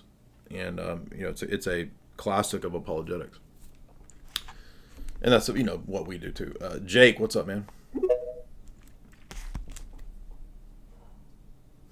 We were just talking about Jim Bob and I are going to do a stream, by the way, about Mormon stuff in the near future, because we've had there's been this dust up of Mormons popping up right all over Twitter, and supposedly they have a couple apologists out there, and Jim Bob and I were going back and forth about all the kind of wild stuff in Mormonism that you don't usually hear talked about, because Mormons do this thing where they they like butter you up, like Scientologists do, before they tell you the heavy stuff, right? And then after you've been involved and you've got the feelies for a while from praying their goober prayer, by the way, we believe in sci-fi space opera, Battlestar Galactica, Lords of Kolob stuff.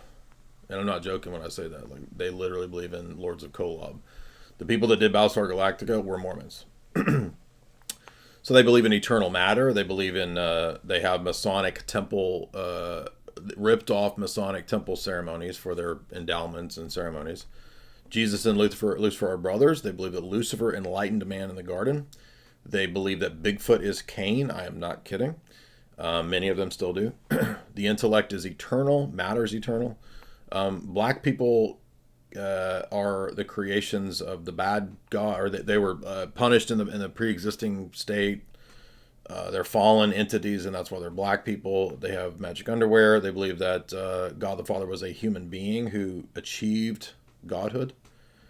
And note that when they try to be ecumenists and talk to you like, oh, you believe in deification? So do we. They don't believe what we believe. They believe in the Lords of Kolob space sci-fi Star Trek shit. I mean, it's just crazy, dude. And that's just part of the magic of Mormonism. Jake, what's up? Hey, what's up, Jay? I'm an Orthodox inquirer right now. I'm, God willing, going to start my catechesis after Easter. But there's kind of two things I was wondering if you could help me out, answer them before I become a catechumen. The first one is... You want to know how to get to Kolob, is that what you're saying? First of all, no. SpaceX is going to have to create some kind of, I don't know, like traveling space church that can fly to Kolob. So probably when Elon converts to Mormon, we can solve this problem. Go ahead.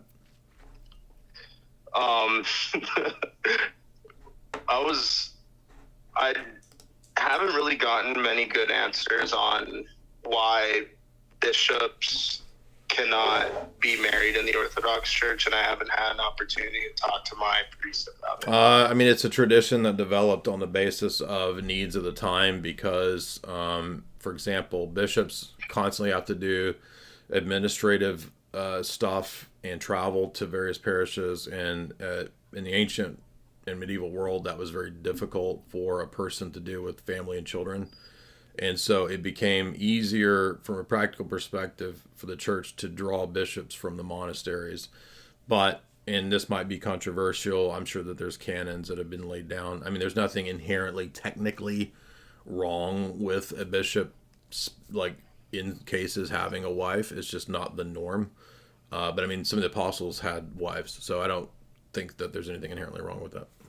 I think there are some attestations of married bishop in Russia up to the 16th century. Oh, interesting. But yeah, in general, they were drawn from the monastery. It's also tied to the development and the rise of the monastery as a more important institution in the early church. But yeah, technically, I mean, it wouldn't be canonical, but it's not dogmatic. That's the point. Yeah, that's a good way to put it. Okay. And then my second question was regarding, well, shoot, now I forgot it. It had something to do with bishops and being married, but I appreciate what you did. Yeah, that's cool. That's all right. Think about you can think about it and come back in if you want to, if you remember it. What is the relationship of Kolob to Earth? Hello, everybody. Now, Today I wanted to bring you... I enjoyed Battlestar Galactica, I have to say. I mean, this is like, nerd shit from 10 years ago, 15 years ago, but it was a fun series. I mean, it wasn't like, or maybe this is the 2000s. Maybe we're already like 20 years from Battlestar Galactica, but I've never actually looked at the Mormon mythology that they believe about Kolob. So here's some goober. A video on Kolob and the Earth. A very interesting quote from Brigham Young that I think sheds light onto the possibility that the Earth was created first near unto Kolob. Let's look at that and see the scriptural evidence. I guess if you like the Dune universe, you would like the Mormon universe, right? Because they're kind of like the same sort of sci-fi LARP world in my mind. For that, as well as Brigham Young's quote. Brigham Young stated in the Journal of Discourses, "The earth is our home. It was framed expressly for the habitation of those who are faithful to God, and who prove themselves worthy to inherit the earth when the Lord shall have sanctified, purified and glorified it, and brought it back into his presence, from which it fell far into space. Ask the astronomer how far we are from the nearest of those heavenly bodies that are called the fixed stars. Can he count the miles? It would be a task for him to tell us the distance. When the earth was framed and brought... I can't take any more of this, but so yeah, there's quite an elaborate fan fiction narrative going on with the Lords of Kolob here. Let's see Why are women? It's God's living out there, right? God's a dude with a body. So we got like Mormons and Muslims can like, Salafi and Mormons could get together here on this. God the Father's got a body. He's up there kind of maybe flying around in like a space chariot pyramid. Maybe Yakub could get in on this. Let's see. The LDS Church teaches that their God is just one of many gods throughout the universe and lives near a planet or star called Kolob. Its founder, Joseph Smith, taught, "I will preach on the plurality of gods. The heads of the gods appointed one God for us." Mormon Apostle Orson Pratt taught, "There are more gods than there are particles of matter. One world has a personal God, and the inhabitants thereof worship his attributes." They're looking like Darwin over here. Look at this. We got Mormon Nietzsche. Look at this, Mormon Nietzsche. We have Mormon Darwin right here, and we got Mormon Nietzsche. Line of gods, stretching back into the eternities. Mormon Apostle John Whitstone. Oh shit, here we got Mormon Sam Hyde, or aka Mormon Leon Trotsky. Taught that there is a plurality of gods is a fundamental truth. Oh, fundamentally true. The LDS Church teaches that their God is not the supreme creator, but merely an organizer over his area of the universe. Damn, son. We got sci-fi Lords of Kolob. Did anybody watch Battlestar Galactica? Nobody remembers Lords of Kolob? Anyway. Exposing dispensationalism. How you doing? G-Up says for $2, Mormons have a heresy arc of succession. Checkmate, Jay. Ooh, got me. Slowboy White, $2. Ask that guy if his name is James. I forgot, sorry. Dave Mustard Stain, $5. Wouldn't inherited guilt make Jesus guilty of sin at the moment of his incarnation? I mean, Protestants will just say that's why there was a virgin birth, and that he was the one that was exempted because he was a perfect man.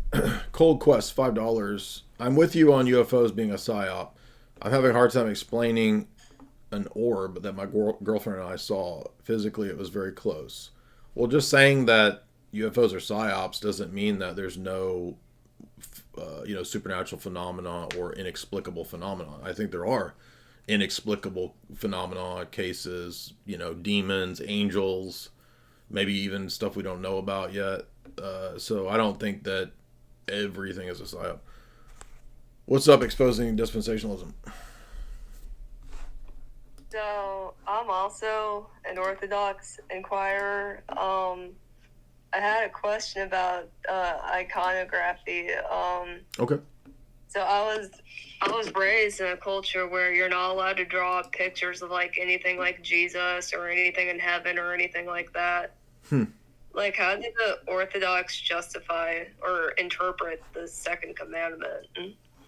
Right, so we would agree that you cannot have idols. And the first and foremost prohibition is on idolatry of the heart, right? So remember, the law is a matter, first and foremost, of the heart, not just external. So a lot of times Protestants, when they hear this, or Muslims or anybody else, they think of idolatry as an external action where it's creating some kind of totem or some kind of picture.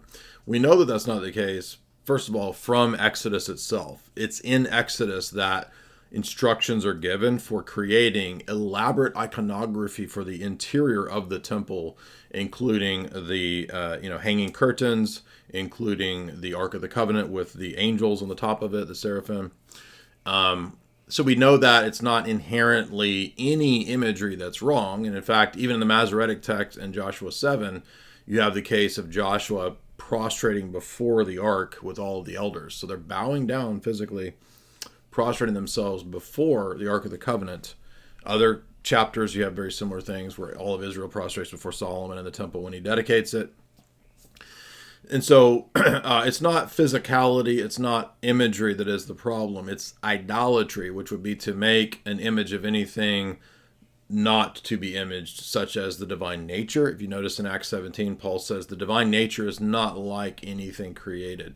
In Orthodoxy, we actually agree with that. You cannot make an image of the divine essence, the divine nature, or even God the Father should not be imaged. However, Jesus is the icon, and that's used in the New Testament in Colossians for the Greek word for who he is, the icon of the Father's hypostasis. He's the direct image of the Father. So he is the one unique icon and image of the Father, and his becoming flesh means that he was circumscribable or limited in time and space in that incarnate state. And that means that in the icons, what we are picking out is the divine hypostasis of the Son in the flesh. So we're not drawing the divine nature. We're not drawing who the Father is in some speculative way. We are doing it in the way that Jesus himself said, if you've seen me, you've seen the Father, because he's saying, I am the icon of the Father. Hebrews 1 says he's the image of the Father's hypostasis. So that is the legitimate usage of imagery. And in the early church, when the apostles go out and set up the churches and the sees that they set up, S-E-E-S, they established liturgical worship for the church just like Israel had in the temple and synagogue system, you see. And that's why early synagogues also are covered in imagery, like the Dora Europos synagogue. And so the early church was always pro-imagery. You can find, if you go to the catacombs in Rome, I went last year to Rome, to the catacombs. They're everywhere. I only went to one of the catacomb systems. You can see imagery. You can see Christ the Good Shepherd. You can see altars. They had all the same stuff, even in the catacombs, that you'll find in Orthodox Church. Oh, okay. That kind of answers that question then. Thank you.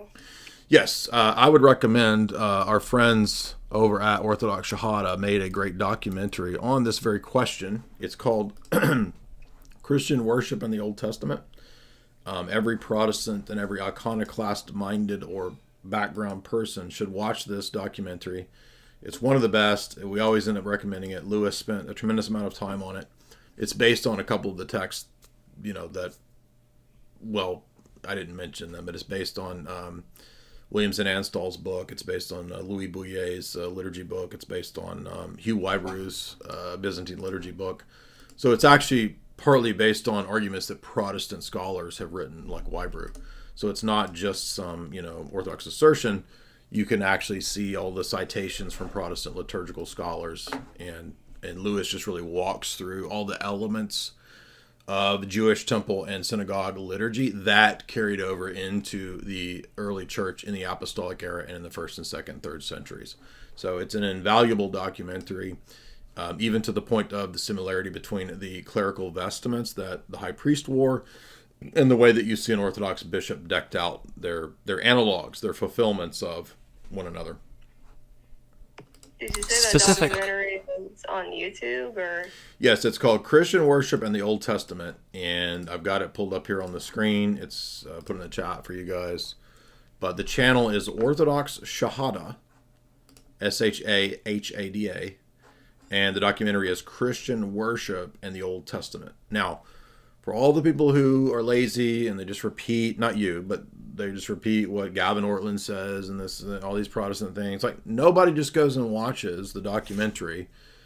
I'm not talking about you. I'm just talking about in general, sort of the people that hop on here and say, you guys are idolaters. We don't worship the way that blah, blah, blah. It's like, did you not watch this documentary that literally deals with every one of these issues? Every one of the stupid things that Gavin Ortlund endlessly brings up is answered in this documentary. Like, the early church has this style of worship, admittedly from Protestant scholars, and they have elements of imagery, iconography, and other sacramental things that are not in Protestantism. Okay, so when Gavin Ortland says, where's all the elaborate, ornate iconography in the 1st, 2nd, and 3rd century? Oh, you mean when the church is in the catacombs? When they're being persecuted? Who's going to be able to set up a giant cathedral with elaborate temple-level iconography when you're getting persecuted? Nobody. It's a silly argument, right? Ignoring the context and the history. But guess what? If you go to the catacombs in Rome, there's images. Well, there may be images, but they did not revere them. How do you know that? So notice the shift in the argument. The burden of proof shifts. You can't prove there's images prior to the 5th and 6th century. Oh, really? So you give examples of catacombs. Well, there's images, but you don't know that they were. So now you move the goalpost, now that we proved that there were images. But you can't show it being reverenced. Excuse me, was the Eucharist reverenced? Yes, it was, because they taught the real presence in the 1st, 2nd, 3rd century. Well, that doesn't count because that's not an image. But it is an image. Even in your view, the Eucharist, even though you don't believe in the real presence, you still believe it's an image of Christ with the bread and the wine, right? Well, it's a symbolic image, yes. Okay, well, there you go. So there's an image prior to... Well, that's an image that the Lord ordained. Well, hold on. So now it's what Christ ordains? Because no Protestant church has any biblical evidence for how the worship service is supposed to go. So now you put yourself in an even worse position because you don't have any evidence of what Jesus ordained for the actual worship service. I don't understand. Protestants always just... I think this is devastating. When I was Protestant, when I was Calvinist, I realized this. Wait a minute, the New Testament doesn't have a worship service. And when I read Nadab and Abihu, God seems to care quite a bit about how he's worshipped, right? Well, if Sola Scriptura is true, why wouldn't he have laid down in the written text that the church is all supposed to have as its final authority, the pattern of how a worship service goes? There should be like Paul's epistle to, the church of Corinth on the liturgical service. Well, guess what? We don't have that. But God seems to care quite a bit about how he's worshipped because he kills people that do it wrong. And even the New Testament, Paul tells the church of Corinth, if you eat unworthily, you can still be killed. So he still cares about worship enough to kill people over it. So how are we supposed to worship? Well, I don't know. I guess Pastor Randy Balls can just make it up as he goes. Well, brother, I prayed really hard. And the Lord's done told me that we're going to worship in the style of Bishop T.D. Jakes. We're going to scream and hoot and holler, and we're going to do the Roger Rabbit in every service. David, what's up? Roll stakes. No, wait. Let's Talk God, $5. Can you break down? Oh, we already did that. Cursed World, Juzz, $10. Cursed World Problems is a spicy meatball of icon questions waiting on the Twitter space. I mean, are they requesting to speak? Because you got to come on and I'm not reading a bunch of text questions. But thank you for that. Rosatron, $42. Thank you so much. Thank you for opening my eyes to Orthodox Church. The answer is 42. Oh, is that the Douglas, what's his face, satire book?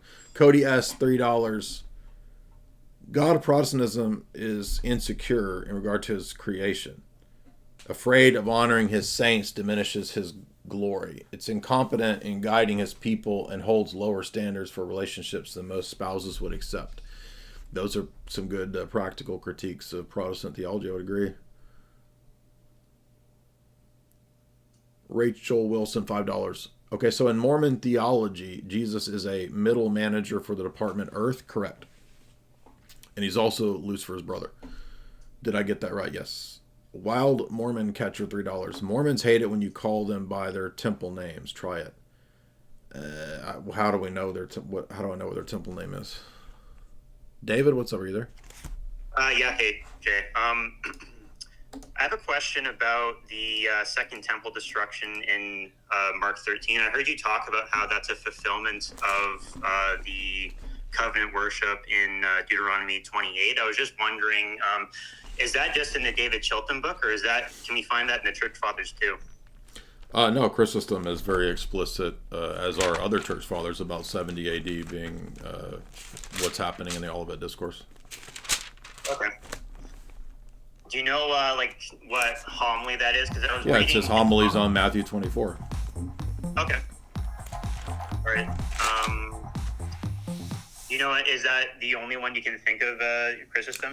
No, Saint Cyril of Jerusalem mentioned. I don't remember specifically about Matthew 24, but I think so. Cyril of Jerusalem, I think in the Catechetical Lectures, has a 70 AD reference. Saint Athanasius has a 70 AD reference for Daniel 9. Saint Cyril of Alexandria, I don't exactly remember where, but he does have partial preterist statements. Origen does, and I think there's some other Eastern Father references too. Now, there is a Protestant website, it used to be up. Let's see if we can find it. That actually had collected a lot of these. Let me see if it's still. I don't know if it's still around or not. Yeah, Preterist Church Fathers. But I will say that the partial preterist reading is way more. Eusebius, I forgot there's a good one in Eusebius. It's way more evident in Eastern Fathers than it is in Latin Fathers. I'm not saying it's not in Latin Fathers. I know that, for example, I know another good one. Hippolytus. Saint Hippolytus of Rome is a very early preterist statement. The Didache has a preterist statement. It's either Didache or Epistle of Barnabas. Yeah, exactly. Clement of Alexandria.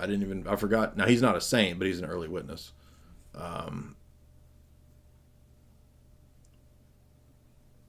Let's see.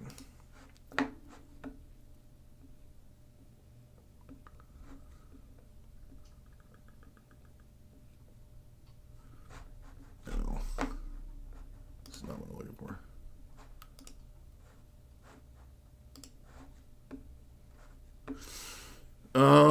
I don't see that old website that used to be up about preterism in the Church Fathers. It's the Didache, by the way. It's not Epistle of Barnabas.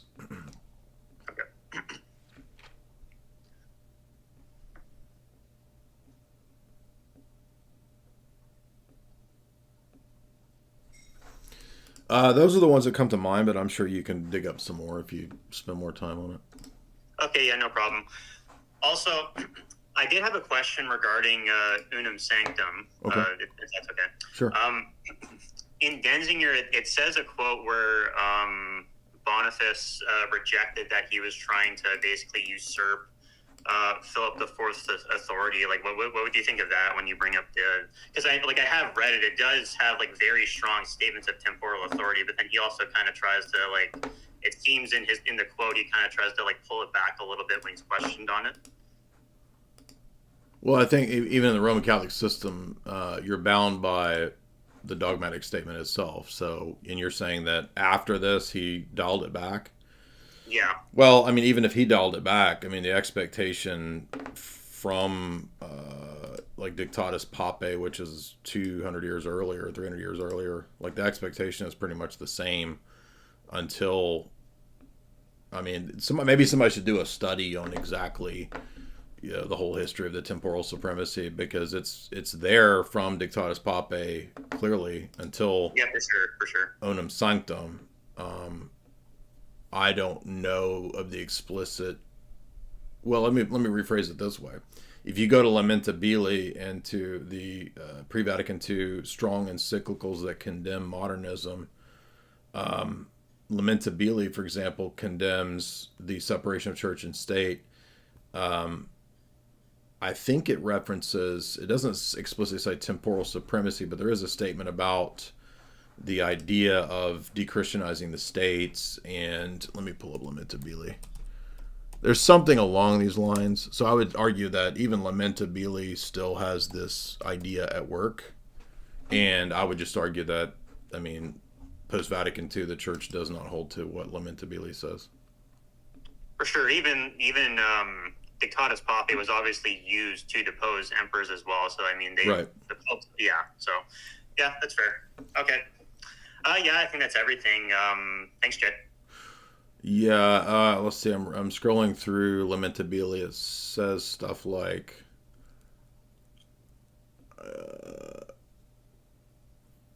I know there's some of these propositions about temporal supremacy. Let me see.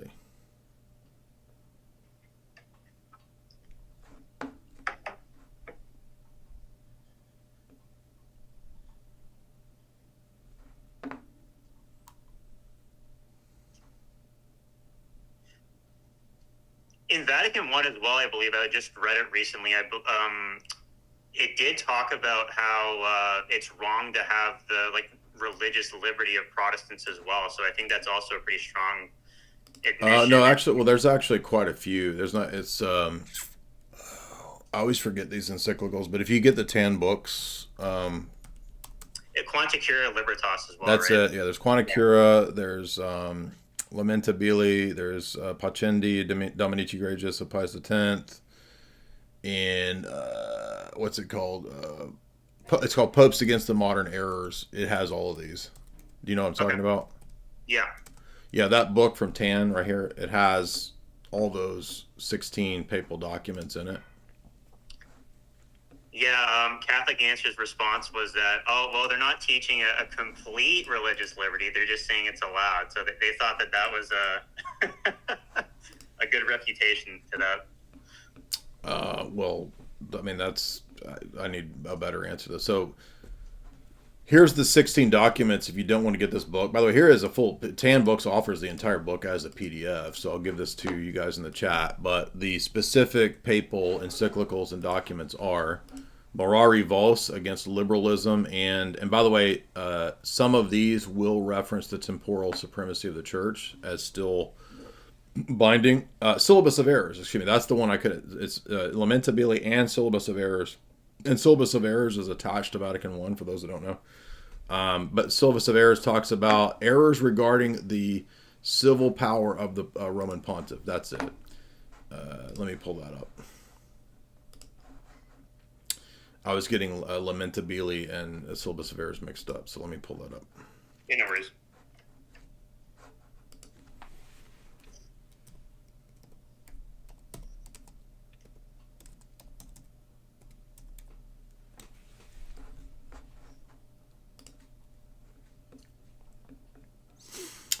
Okay, let's see. Syllabus of Errors, after the condemnation of socialism and communism in section 18, it goes into errors concerning the church and her rights. The church is not a perfect society. These are condemned propositions. The ecclesiastical power ought to exercise its authority without permission of the civil government. Ought not. So this is condemning the state and the church. The church has not the power defining dogmatically that the Catholic religion is the only true religion. So this is still affirming Christian states and Christianization of the civil state is what I'm specifically is 21. Roman pontiffs and ecumenical councils wandered outside their limits and usurped the rights of princes. This is a critique that I'm making. Okay, so when you hear me saying that the Roman pontiff is not the Quisatz Haderach, this is condemning that proposition right here.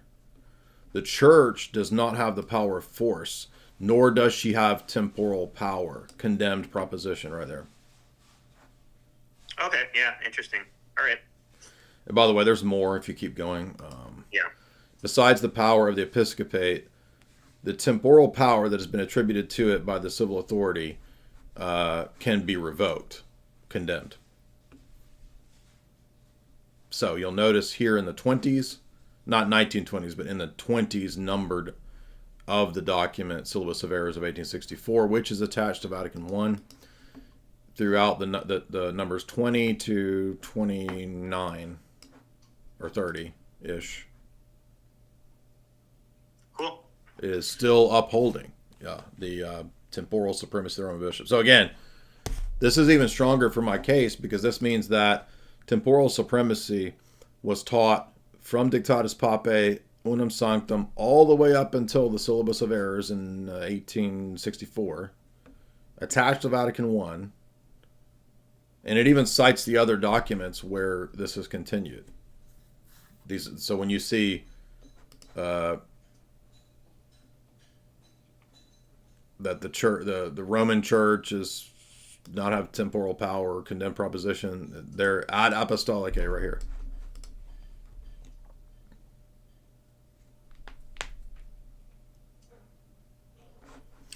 And anybody who's a trad cat knows what the syllabus of errors are, because this is all like classic trad cat stuff. Now, going back to the 10 books book, which lists 16 documents. If you want the easiest read to show that that Vatican II contradicts pre-Vatican II theology, you get the 10 books book, Popes Against the Modern Errors. And the first one you're going to read is Mirari Vos of Pope Gregory XVI. Then you're going to read Quanta Cura of Pius IX. And then you'll see the Syllabus of Errors of Pius IX. That's the one we just looked at. Then you're going to see Leo XIII, De Eternum Iliud, which, by the way, I've read all of Leo XIII's encyclicals. 700-page book. I read them all. Leo XIII on Freemasonry, Humanum Janus.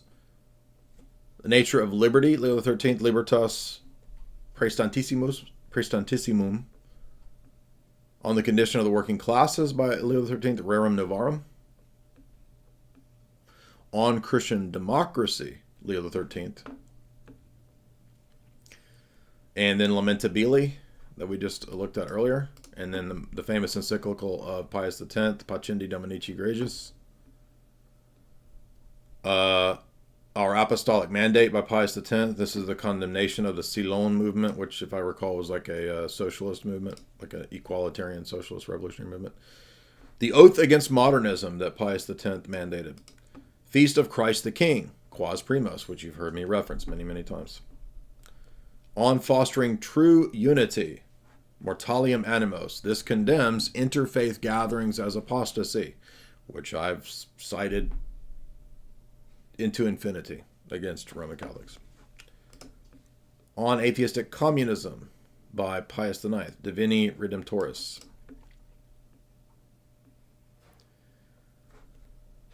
Humani Generis by Pius XII. This is the one that allows for theistic evolution. So ironically, even though it allows for theistic evolution, it is intended to be a condemnation of certain errors of modernism. So that's why it's included in that book. So, again, hopefully, I know that Roman Catholics don't read their books anymore, but all the way up into the Syllabus of Errors, you're still bound by the temporal supremacy of the Roman bishop doctrine. And I've never heard a Vatican II person teach this anymore. Jonathan Towery, $20. An image of Jesus is not Jesus.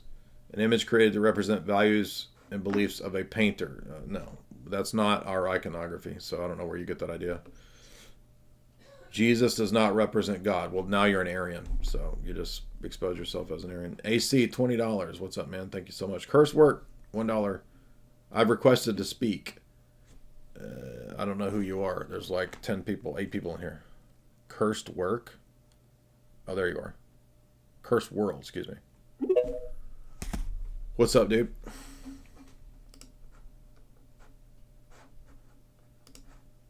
Gotta unmute, man. Hey, can you hear me? Yeah, what's on your mind? Hey, Pastor Randy, thanks for taking my call. So I'm not too long in the Orthodox world. I was brought into the church a little over a year ago. Okay. But my parents, who did a good, faithful job of raising me, at least in the Protestant church, to the best of their ability, the best of their knowledge, they're kind of interested. Me and my brother both converted. And so one of these hang-ups that my dad has, I'd like to kind of argue that on his behalf, because I think he's arguing in good faith, or at least trying to test these waters. He's picked up a couple books. But the thing that he kind of hits me with, and I don't really feel equipped to respond to it very well, is kind of a challenge of the iconoclast period.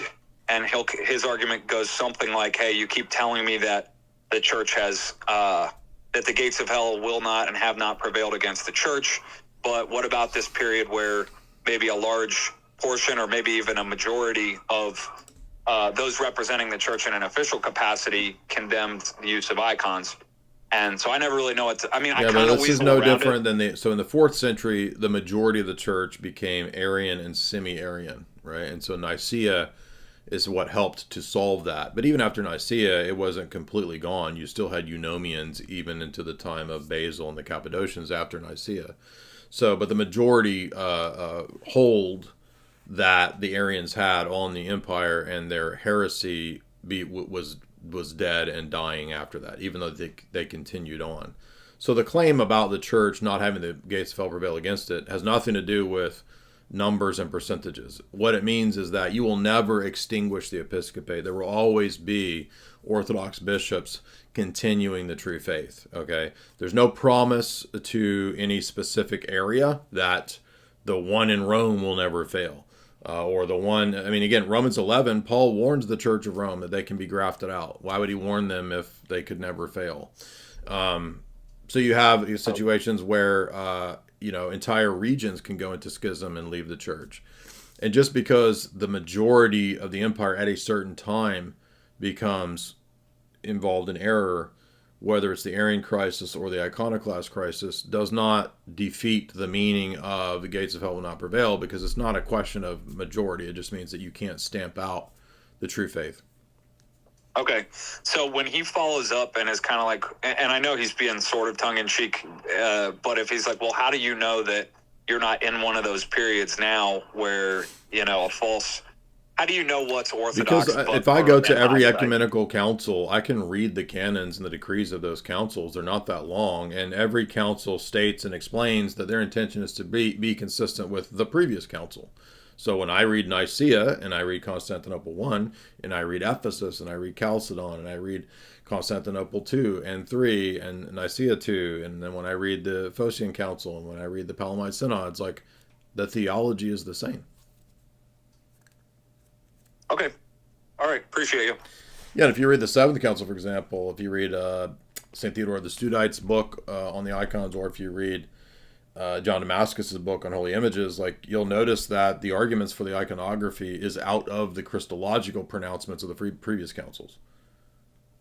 The energies doctrine and the divine hypostasis doctrine is the presupposition and the apologetic basis for the way that Theodore and St. John Damascus argue iconography. Luther.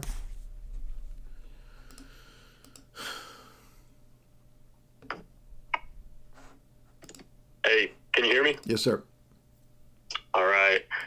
We talked last week about the filioque and a little bit about nominalism and the Protestants. Been doing some research on the filioque, and gotta be honest, I don't love the whole spiration from the essence of God. Isn't that what Aquinas proposes? Yeah. Yeah. So, not loving that, but I wonder, is there any permissibility from the Eastern Orthodox point of view of procession from the Father through the Son in an ontological sense? Yeah, that's the definition of the Council of Blachernae. Oh, all right. I was going to ask your thoughts on. But that does not mean 4. that the Son is a co-cause or a secondary cause. The Father is the sole cause. Right. It would not fit the more technical definition of the word for proceeds. Correct. You'd have to kind of. Yeah, and if you want the document, right? Something else. If you want the document that's not very long to read on that very point, it's called the condemnation, or it's called the Tomos against John Bekos. All right. Great. Yep. Well, that was shorter than I thought it would be, but I also ordered that book you recommended. Was it Oberman? It was a Luther. Yeah, Heiko Oberman's book, Harvest of Medieval Theology, where he points out that Luther relied on William of Ockham and Gabriel Biel for his nominalist positions. Correct. All right. Is that related to a voluntarist view of God? Yes, because William of Ockham argues that theological voluntarism means that God can just declare natures to be the opposite of themselves when he so desires.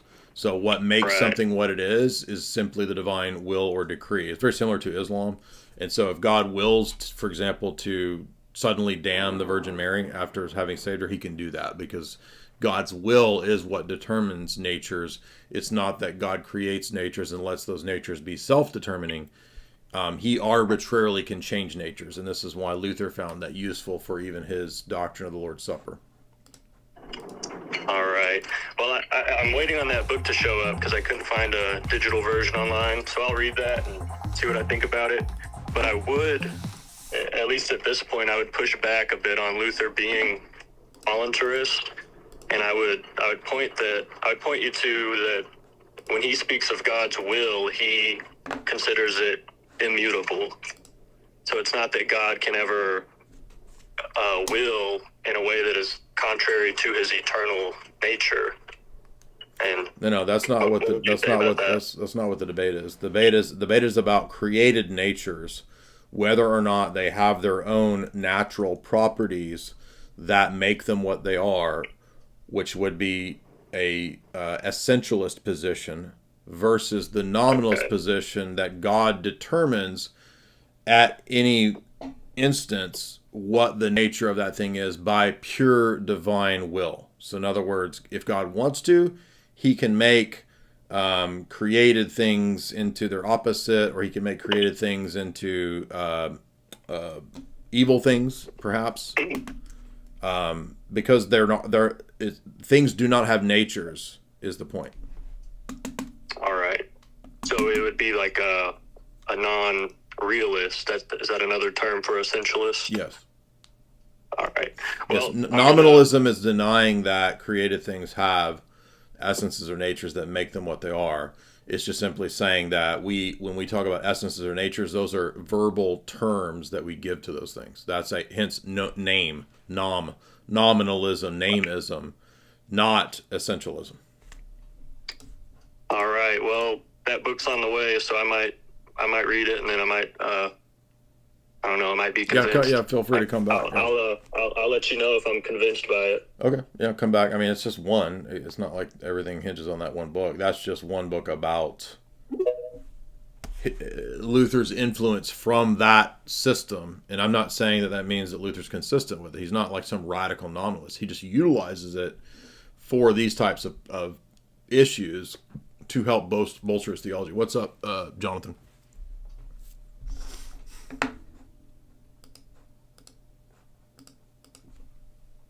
Jonathan, you want to unmute?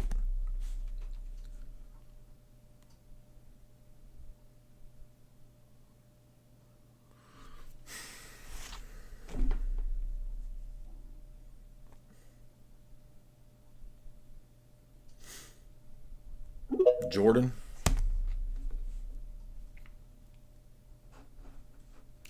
Guys, if you want to support the stream, you can do so via the Super Chat function. Super Chats are done natively through YouTube or through Streamlabs. And I'll give you guys a link. Streamlabs link is pinned, but you can also Super Chat right here. What's up, Jordan? Guys, you got to turn your mics on. I don't like...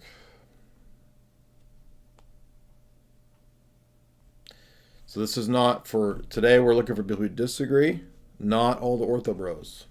Matt P, what's up, man?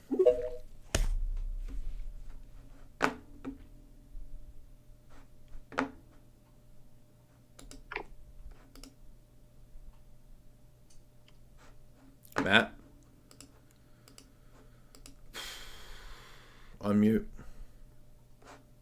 I did. Can you hear me now? Hey. Yeah. Hey, Jay, how you doing? Good, how are you?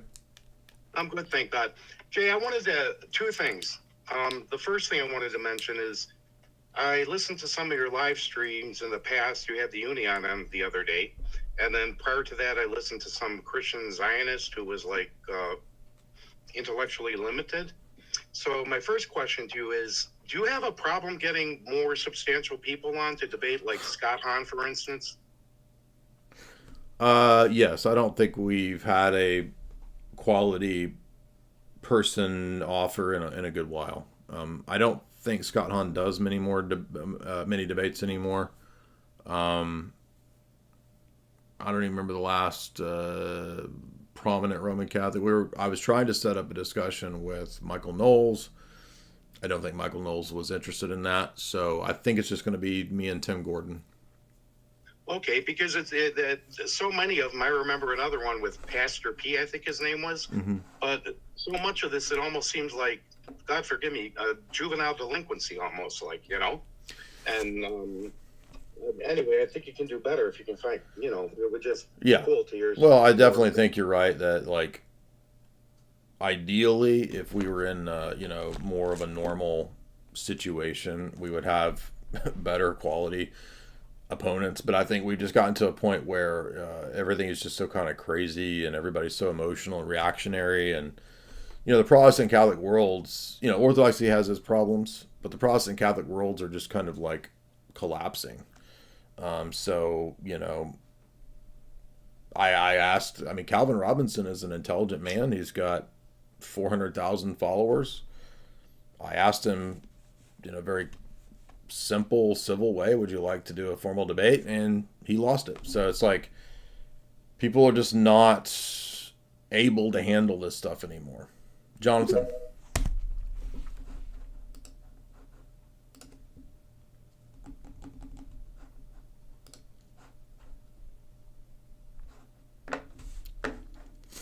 Hello?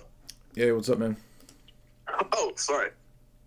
The for some reason X booted me out for some reason after I That's okay. What's connected up? to you.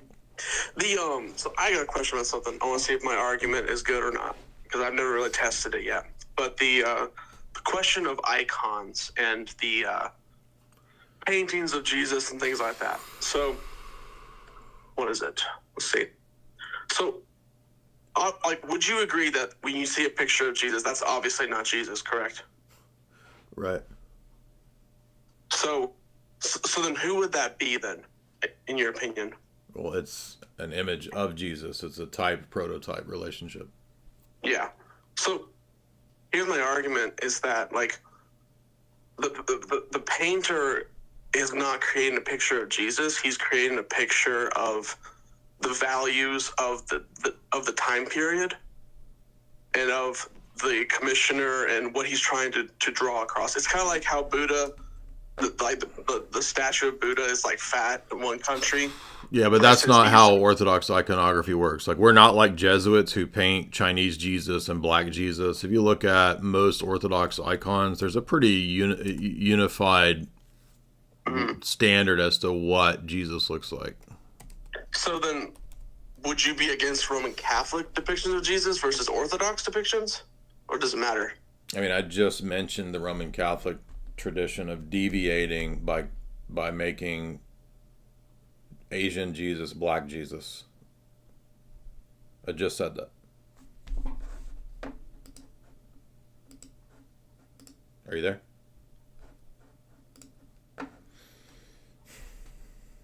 Are you there? I guess maybe you got a bad signal. So, I mean, look, anybody, you can't stop people from doing paintings, right? But in Orthodox iconographic tradition, there's rules and there's strictures on this. We don't do like Jesuits do, historically and famously, and then many other Roman Catholics, Chinese Jesus and black Jesus. It's not done because it's not true. Jesus was a Hebrew. He's of a certain lineage. The Gospels make it very clear, and it's very important as to who his descent was from. He has to be from the line of David. So he can't be a black dude. He can't be an Asian dude. It's a lie, even if it's good intentioned, because it's Gnostic. It denies his ethnos via his real incarnate state, his lineage, which the Gospels make very important and stress. And the Orthodox tradition has almost always imaged Jesus in this same way. So you can't do black Jesus. There's no Aborigine Jesus. That is a lie to do so. Pat, what's up?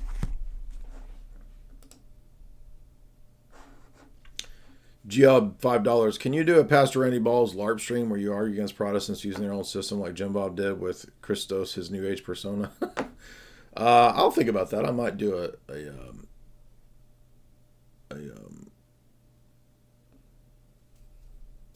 Randy Ball stream. Could be funny. Maximum 911 gifts a membership. What's up? Shout out to the new members. And I think that was the same guy that left the super chat. So I appreciate your super chat, Jonathan. I wasn't trying to be rude, but it looks like you have a bad connection, so you dropped out. Pat, what's up, man?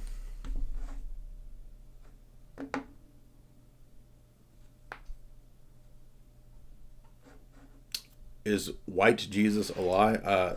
Jesus is this person that you see here. So people from the Levant, people from that area can have light skin or they can have more olive skin. So you're deflecting into something that doesn't even matter. White Jesus. Orthodox iconography pictures him as a Hebrew person. He's not a black person. What's up? Pat, unmute.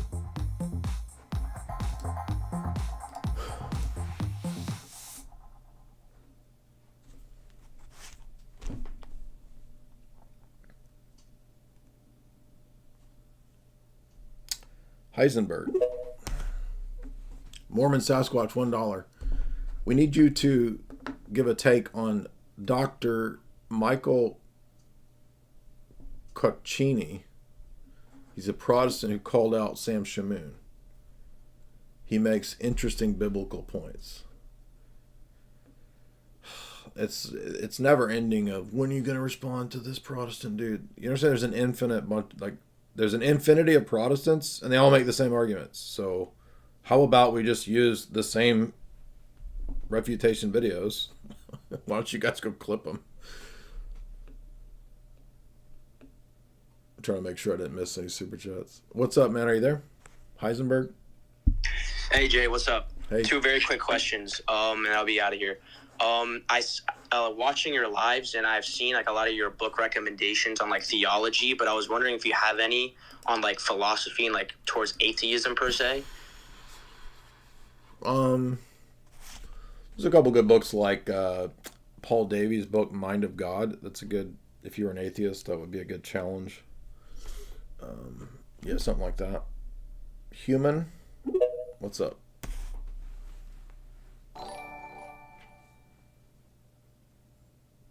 When are you going to refute Joel Osteen? Exactly. It's like, when are you going to refute the righteous gemstones? What's up, man? Human, unmute. Can nobody work Twitter today? King Anime, what's up? I think Twitter was having trouble today. Maybe it's not working right. You want to unmute? Hello? Hey. So about the skin color of Jesus, I don't think it actually matters, but I'm curious because you make it seem like it's factual that he looked the way he does in the Orthodox pictures. Right. So I'm curious what's the evidence on that. It's a Orthodox tradition. So it's like so you're saying there's no like biblical text that back that up, or? Well, if it's an Orthodox tradition, then it's not explicitly in the Bible, no. So we don't believe that the only guide for the church is what's written in the Bible. Okay. And on the death penalty, I heard you talk about the death penalty before. Mm-hmm. Not too sure about your position on it, but what do you think about the situation where the woman caught in adultery, Jesus, basically said, he who hasn't sinned, let him be the first one to cast the stone? Do you think that's like against the death penalty? No, because in Romans 13, Paul pretty clearly advocates explicitly for the death penalty, that the state has the right of the sword. So, and there's other places where Paul talks about the death penalty that he says in Romans 1 that certain people, they deserve death for these actions. So the death penalty is taught in the New Testament. The woman caught in adultery was a setup to try to trap Jesus. And Jesus, being the ultimate judge of the universe, can also commute someone's sentence and forgive them, as he did with the woman. So there's nothing in that instance that reverses or does away with the rest of the New Testament and Old Testament passages that legitimate the death penalty. And in fact, many of the early church fathers also continue the teaching of the death penalty. It's really not until much later and in certain sort of Protestant pacifist circles that you even get people saying that it's wrong to have the death penalty. Okay, and last question. I think I heard you say, and when you were debating Nick Fuentes, or I'm not sure exactly which debate it was, but about certain like councils, Orthodox councils, being like there is a possibility that some of them can be wrong, and then you reject those. Is that true? Well, they wouldn't be Orthodox councils if we reject them. So no, an Orthodox council by definition is going to be Orthodox. It's going to be teaching what's true. But there have been false councils, but everybody admits that. Whether you're Protestant, Roman Catholic, Orthodox, everybody agrees that there are false councils. So the question is, well, how do we know and what sort of validates a true council? And that's going to be different whether you're Protestant, Catholic, or Orthodox. All right, thanks. Yeah, good questions. Ed, what's up, man?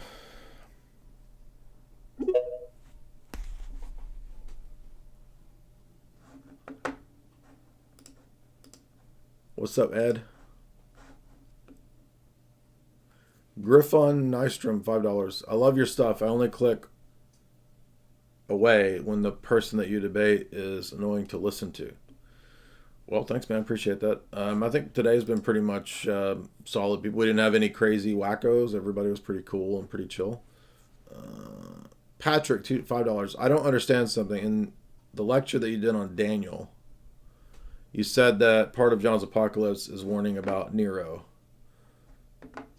In a later stream, you said it was about 95 AD. No, I don't believe that. I've always believed that the Apocalypse was written prior to 70 AD because I believed since 2001 in a partial preterist view. So I'm not sure where you're saying that I said in a later stream the Apocalypse is about 95 AD. I mean, I may have misspoke or said something like saying that the latest date that people give to John's Apocalypse is towards the end of the first century. But I don't believe that. John, what's up, man? Somebody was fussing about some other minor thing that I misspoke the other day, and it's like, guys, if you do like multiple 4 or 5 hour live streams or debates all the time, like you're gonna misstate stuff. And sometimes I hear, if I listen back to a podcast, yeah, every now and then I'll misstate something. Okay, but like that's not the end of the world. And it's, if you tell me, or if you have a question, I can explain it or how I perhaps misstated it. But in most of these cases, it's actually people misunderstood what I said. But I do sometimes misstate things. Sure, everybody does. I mean, that's part of being a fallible human, is that you're going to misstate something. But I don't remember believing in a late date for the Apocalypse. The last time I believed that was like 2002. Because once I read, or no, even before that, I read Gentry's book and I read Chilton's book and I read like 4 or 5 other partial preterist books in probably 2000. So I've been partial preterist before 9/11, dog. So if I said that John's Apocalypse was written in 95 AD, oh, I know what you're talking about. I know what you're saying. What I said was, in the Daniel lecture, I said, even the latest dating of Daniel or the Apocalypse still has things that would be admitted to be prophetic because of what happens in the Roman Empire becoming Christian. For example, all nations, that the empire under which the Messiah is born becomes Christianized, right? That's the vision of Daniel in Daniel 2. Even if you date Daniel to Maccabees' time, which is the liberal dating, it's still prophetic. So maybe you misunderstood the argument I was making. And I said, even if you date the revelation of John to the late date, it's still prophetic for elements of things like the Christianizing of the Roman Empire and what Christianity would achieve in history. I was not saying I believe the 95 AD dating. What's up, John? Hey, how you doing? I guess you can hear me okay. Uh-huh.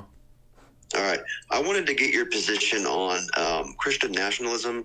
I don't know if that's something you hold, but my question regarding that would be, how would, if such a Christian nationalist type scenario were to come about with an Orthodox type leadership, how would the Catholic and Protestant churches fare under that?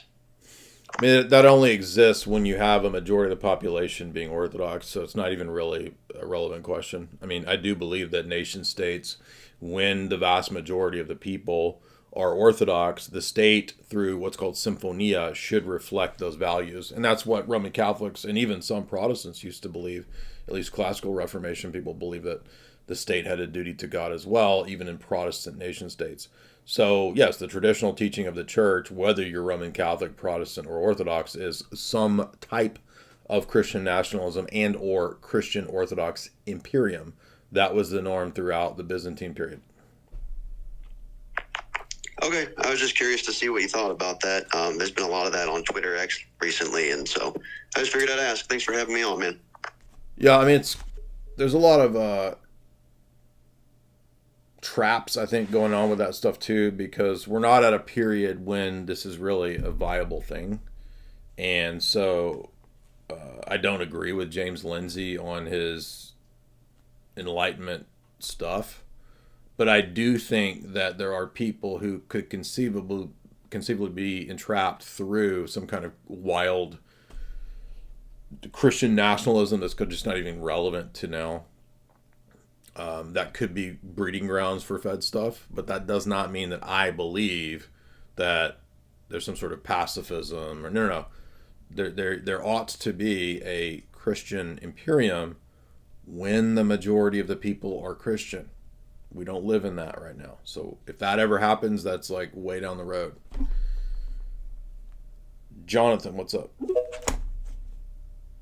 I mean, Christianity is not a go after the state and enforce it type of thing. It's a bottom up, you convert people the way that we do it. And if the majority of the people are Orthodox, then you get a Christian state. What's up, man? Hey, can you hear me okay? Yeah. All right. Hey, I had a question. So I am a Protestant, but have listened to you, so I'm curious. Haven't read anything, so pretty much just TikTok brain rot here. What do you think about the gates of hell referring to an actual physical location?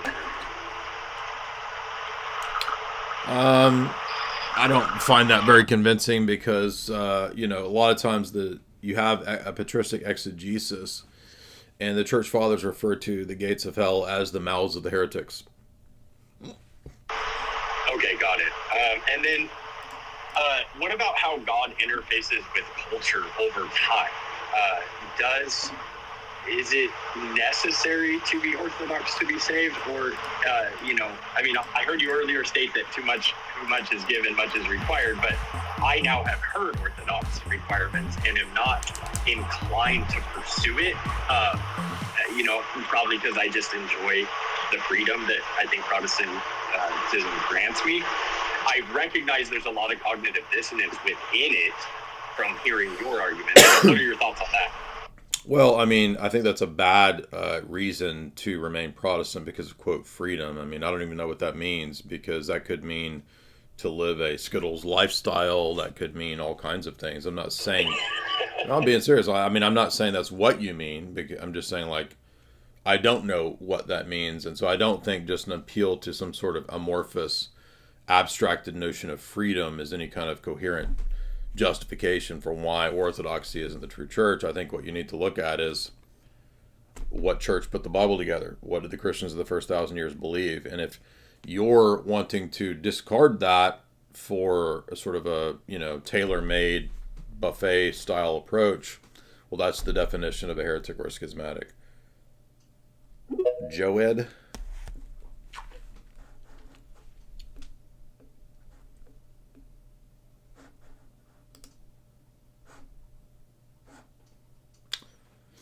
Jay, $1. Is there a prophecy that Rome will return to Orthodoxy? I don't know. I don't know. There could be. I'm not aware of that. What's up, man? Did you turn your mic on? Hey, you're there? Yep. What's on your mind? Hey. So, I know it's a little off topic, but the Christian nationalism thing. If you had a magic wand and you had the choice between having separation of church and state in America or in the West in general versus a Orthodox-based nationalist country, what would you choose? I have a quick follow-up on that. Well, again, it would only work when the majority of the population follows and believes the religion. So, if that's the organic. case, yeah. Okay, cool. Glad to hear that. And then thoughts on like Project 2025 and the budget director. I think his name is, I forget his last name is like Vault.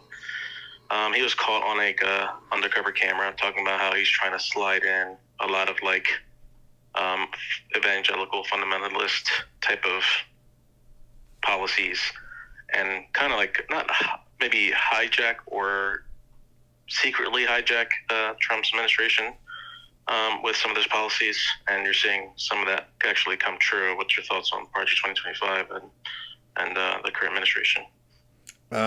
I've heard people talk about this. I haven't put much thought into it. I don't think that you're actually going to get an evangelical theocracy. I mean, I think that's kind of crazy. But I mean, it sounds like something that the left is just sort of creating into a giant bugaboo. It's probably a nothing burger. So, but I haven't like read through it or whatever. I doubt that would go very far. So I'm looking for people who disagree. It's our last chance. I see a lot of people who agree. We're not taking Orthodox calls right now. Walter, what's up?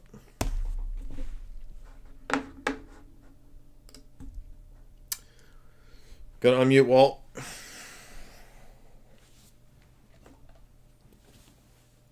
Walter, unmute. Oh, hi. Hey. Hi, what's up? So I've been watching your debate with Alex Malpass on the laws of logic. I think it's a very interesting topic. So I was wondering if I could ask a couple of questions about it. That was 6-7 years ago, but I'll try to remember as much as I can. Go ahead. Oh, yeah, it's a basic question. Oh, so what at one point he said that Kant talks about a priori truths and things that are truth used according to the definition of words. Kant gives the example of the truth. A square is a polygon. That's just truth by virtue of the definition of a square and polygon. Right. So my question is, could it be that, for example, a thing is identical to itself? Could it be that this is just true by the definition of the word identical? I didn't hear that last part. I can't understand what you're saying. What now? I mean, for example, let's take the first law, the law of identity.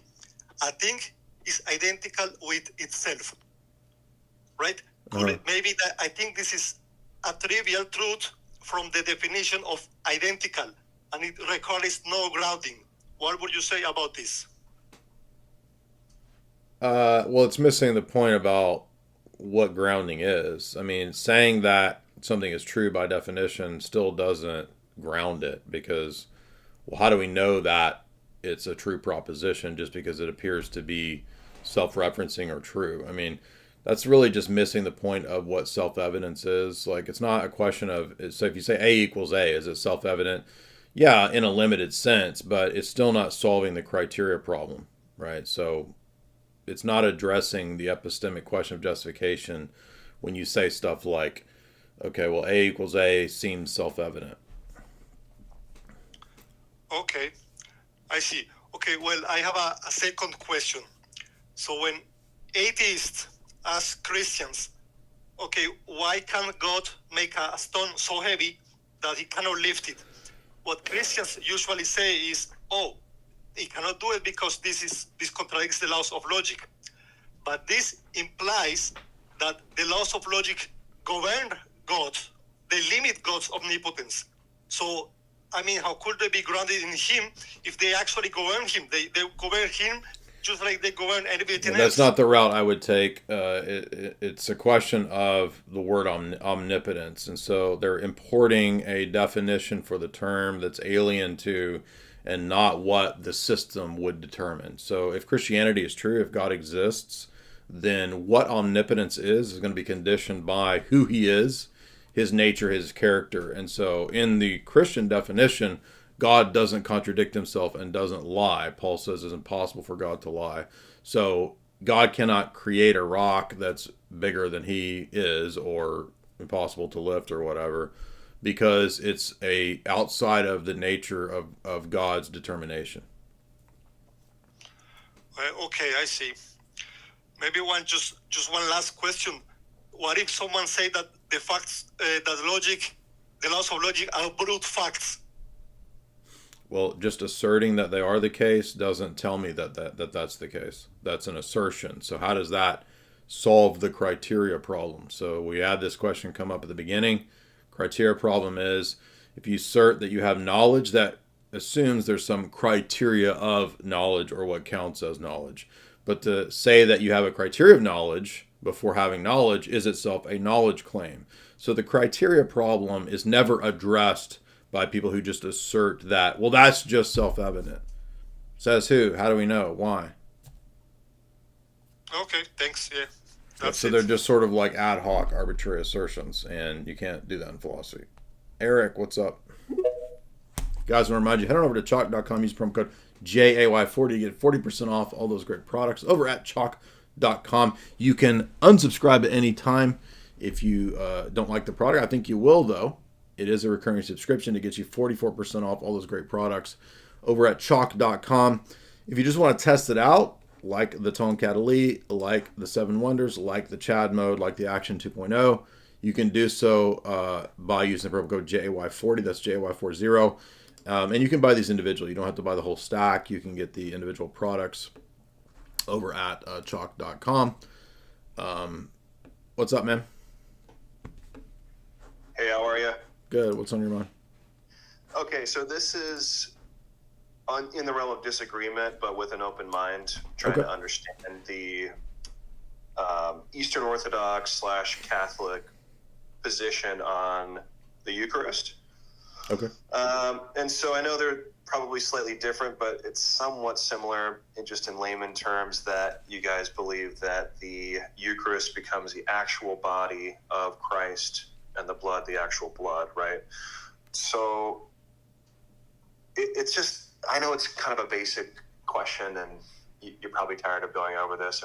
No, I like this question because it's a very clear way to demonstrate the necessity of the essence-energy distinction, because if you don't have it, then you don't have the real presence. And any Roman Catholic that you talk to will agree that the Eucharist is not the essence of God. Nobody's eating the essence of God.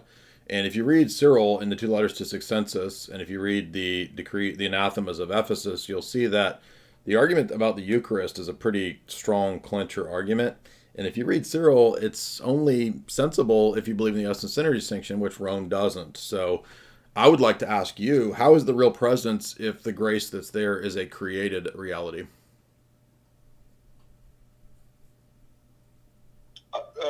Can you ask the question one more time? How is it a real presence if what you're getting in terms of the grace is a created reality? I don't know. Exactly. So either there's multiple gods because there's created God and uncreated God, or there's an essence-energy distinction by which we participate in the uncreated life, light, and immortality of Christ through his deified flesh. So I guess, does it become his actual flesh, or what is it? So the Roman Catholic dictum is body, blood, soul, and divinity. I don't have a problem agreeing with a Roman Catholic about that. But the question is, okay, what do you mean when you say divinity? Because if you don't have the energies, you don't have the divinity. I guess I'm just confused on whether or not it's symbolic, because when you're taking the Eucharist, it still is the bread, right? And when you're drinking the wine, it still is the wine. I thought you were arguing the Catholic position. No, I'm not a Catholic. Oh, okay, my bad. No. So like, I'm more of an inquirer. I see. But I was raised Protestant, Gotcha. and so I'm sort of, like I said, I'm disagreeing, but I'm open-minded to, like hearing. I'm open to being convinced of your position, basically. Yeah, I mean, visibly speaking, it has the appearance of bread and wine, but we believe that it really is changed during the epiclesis and the priestly prayer. So it really is the real presence. And you're getting that from the passages in the gospel where Jesus is saying, "Drink of my blood and eat of my body." Is that where that comes I mean, I from? think there's a whole bunch of passages that contribute to this, as well as Revelation 5-9. The Lamb is slain in heaven. John is seeing a heavenly worship service, which is the same worship service as what we see in the liturgy. I think it's also in 1 Corinthians when Paul talks about the dangers of partaking unworthily, which wouldn't make sense if it was only symbolic, but he says that if you eat of this in an unworthy way, you can die. Hebrews 13 has a significant section when it talks about the altar that we eat from. That's where Paul uses the terminology of Eucharistic altar. So I think a lot of passages, not just John 6, but a lot of passages contribute to the real presence doctrine, as well as the tradition in every one of the ancient sees having a liturgical service that is a Eucharistic offering, sacrifice, and mentioning the real presence. So the ancient liturgies themselves also prove this. Right. So the real presence, I guess I would need help with how maybe I can go do some homework as to like understanding what that means, because in the context of the English language, it literal means like very literal, right? Like there's a change, and I'll tell you that if you want a great Orthodox statement, read what Cyril writes to the 2 letters to Sexensis, St. Cyril of Alexandria. You can find those letters online. And the way that he talks about the deified flesh of Christ in the resurrection, he says that's the exact same deified flesh that we eat in the Eucharist. Hence, read those 2 letters and then read Cyril's anathemas, the 12 anathemas against Nestorius at Ephesus, and you will see the connection between Christology and the Eucharist. Cyril says that we eat his deified flesh. That's what deifies us. Okay. And the Roman Catholic Church is crazy because they don't have this clear teaching. What's the difference between Orthodox and Catholic? Because they don't have the essence energy distinction, and so they don't have a notion of the flesh of Christ in the incarnation being deified by the uncreated energies and immortality of Christ who took it on, and thus by extension the bread and the wine becoming the deified flesh in the Eucharist. That's only possible with the essence energy distinction, because there's limited options here. Are we eating the essence of God, or are we partaking of the energies when we eat his flesh and blood? There's only 2 options. If you are Roman Catholic, you're not going to say we eat the essence of God. Nobody says that. Okay, so what's the divinity that we're eating? Body, blood, soul, divinity. What is the divinity in that phrase? Roman Catholics have to say it's a created supernatural reality. Okay, well, that's not deification if it's just another creature. Jesus says he came to give us a share of the glory and immortality that he has with the Father. John 17.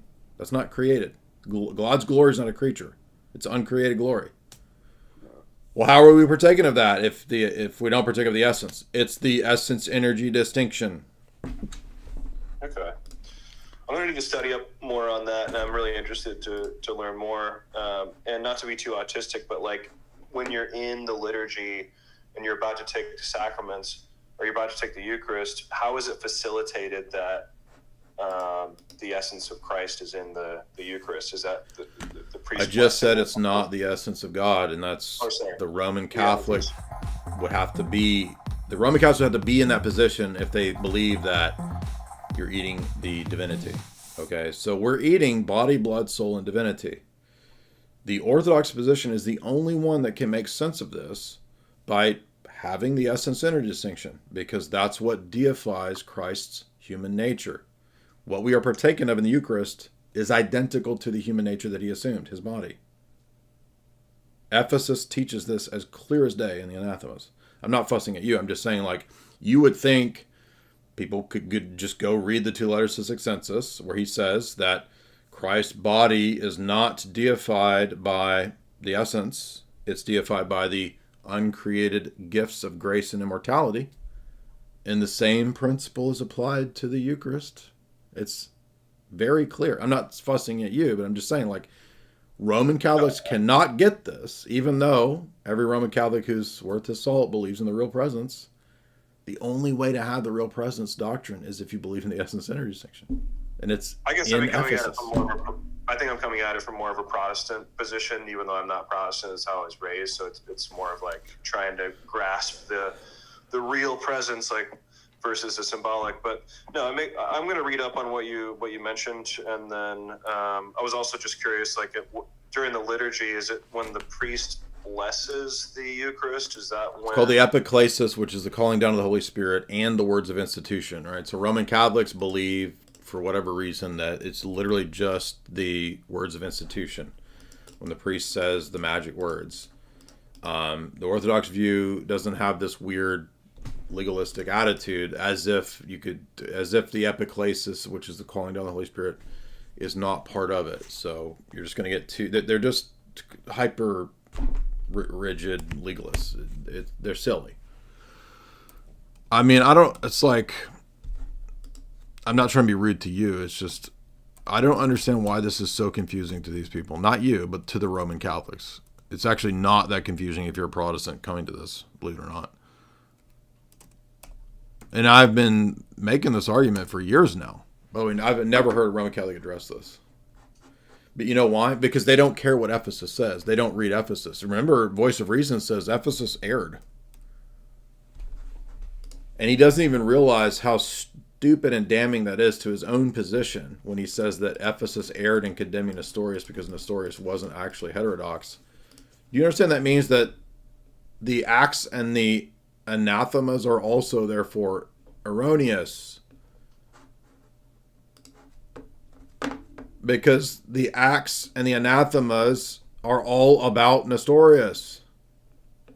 Okay, let's go down to the anathemas. I'm not talking about the canons, I'm about the anathemas. Okay. Every one of these anathemas is about what Nestorius teaches. They're about him by name.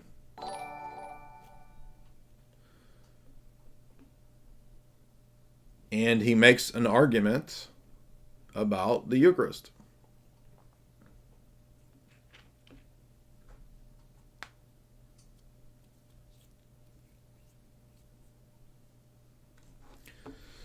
If anyone does not confess that the flesh of the Lord is life-giving and belongs to the Word, but maintains that it belongs to another beside him, a mere man, let him be anathema. That's talking about the Eucharist.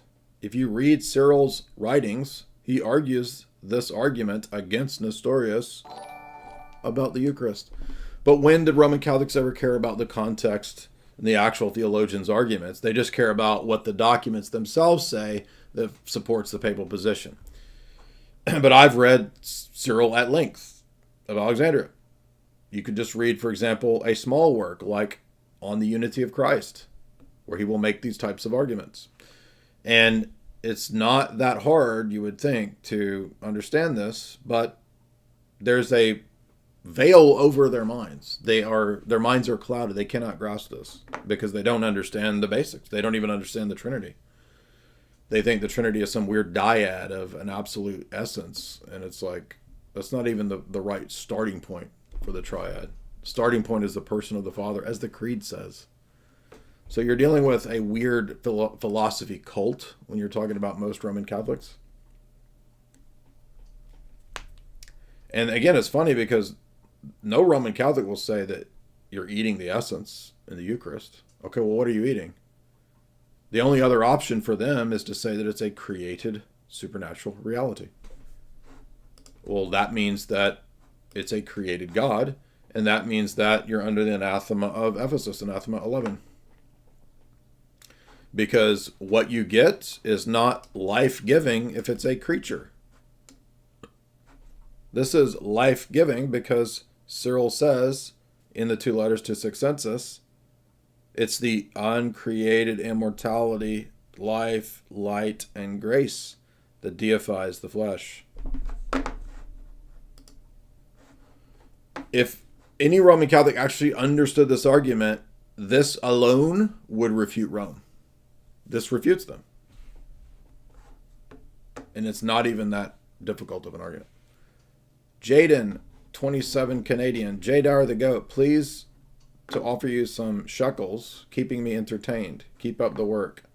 Good work. I figure out Streamlabs this next time. This money is going straight to you.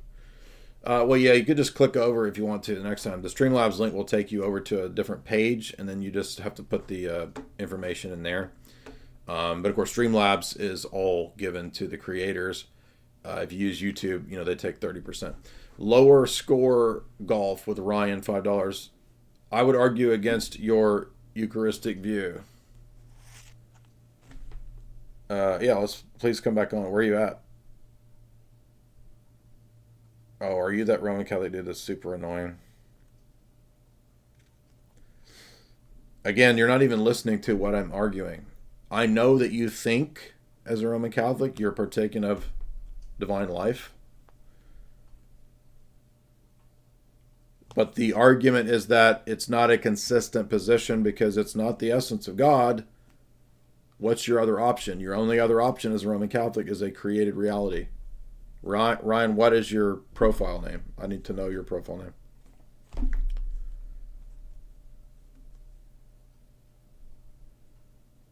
This is going to be challenging. Let me see if I can find his.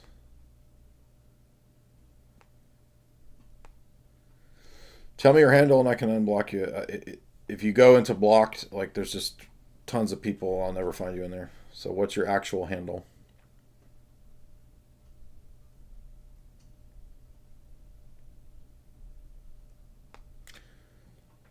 Ryan, I need your handle. Okay, Ryan K here.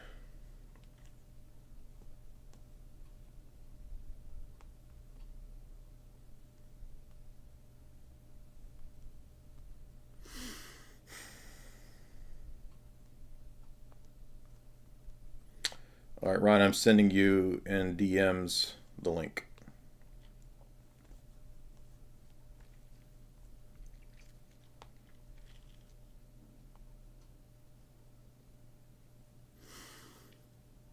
Yeah, I got him. I unblocked him and sent him the link. So we're just waiting on Ryan to show up. Hit request to speak, Ryan.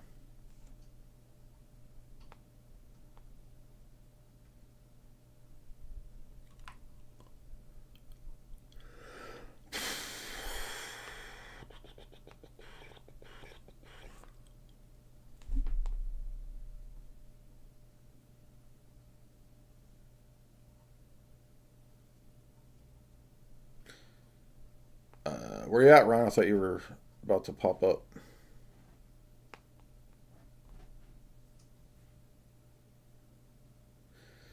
We'll go to Wizzy while we're waiting on Ryan. What's up, Wizzy? Unmute.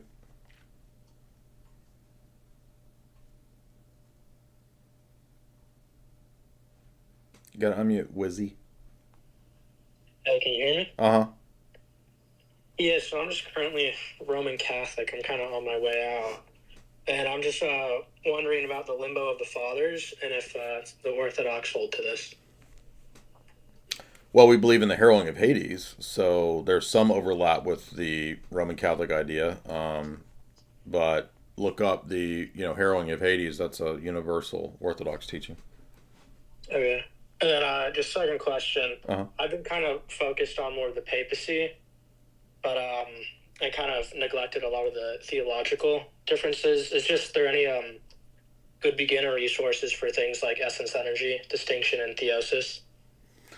Yeah, I would start with something like Mystical Theology of the Eastern Church. and then I would move on to something like Professor Mazaridis' book, Deification of Man. Those would be places to start, and then you can kind of work on from there. Where's Ryan at?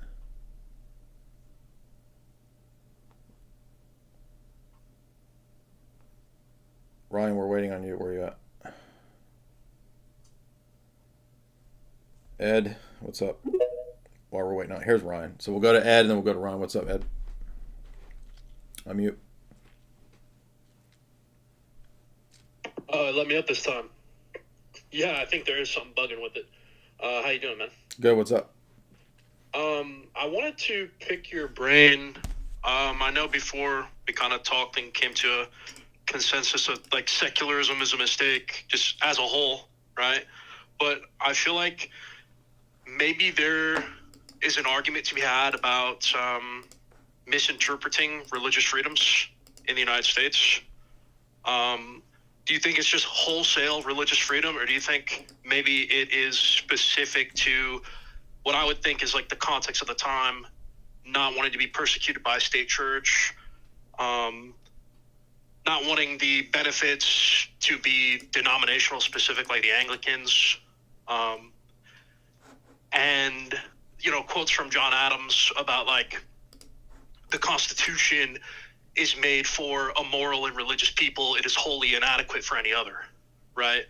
I would then kind of be led to this idea that if the state and the nation are separate, I don't know if this is just semantics, right? The state and the nation? Right. If a nation is a group of peoples and not necessarily the state, right? Would it then be, I guess, on target to say the state was meant to be secular, but the nation was not. The peoples was not. No. I mean, Romans 13 says that the state is a diakonos, a minister of God. So it's never been secular. Sure, but I'm talking about in the context of the framers in the United States. So you're saying they said it was secular? I don't have any opinion on that. Maybe they did. Maybe they thought it was a quasi-Christian institution. Well, no, I'm saying as they wanted to set it up here, right? Not in relation to the church as a whole.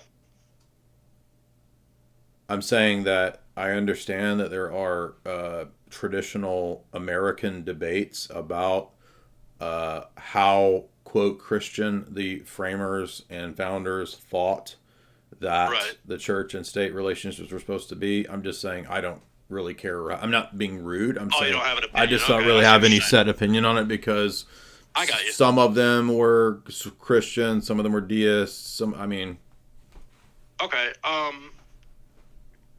I guess the only thing I would have left for you is if I could follow up with a question about a tag position. I think tag is a strong argument. Mm-hmm. I've, done my due diligence and trying to understand the position, and I read a bit of the Immanuel Kant, but I mean Kant is not tag, but go ahead. Well, right, yeah, but the in trying to understand transcendentals, right? Okay.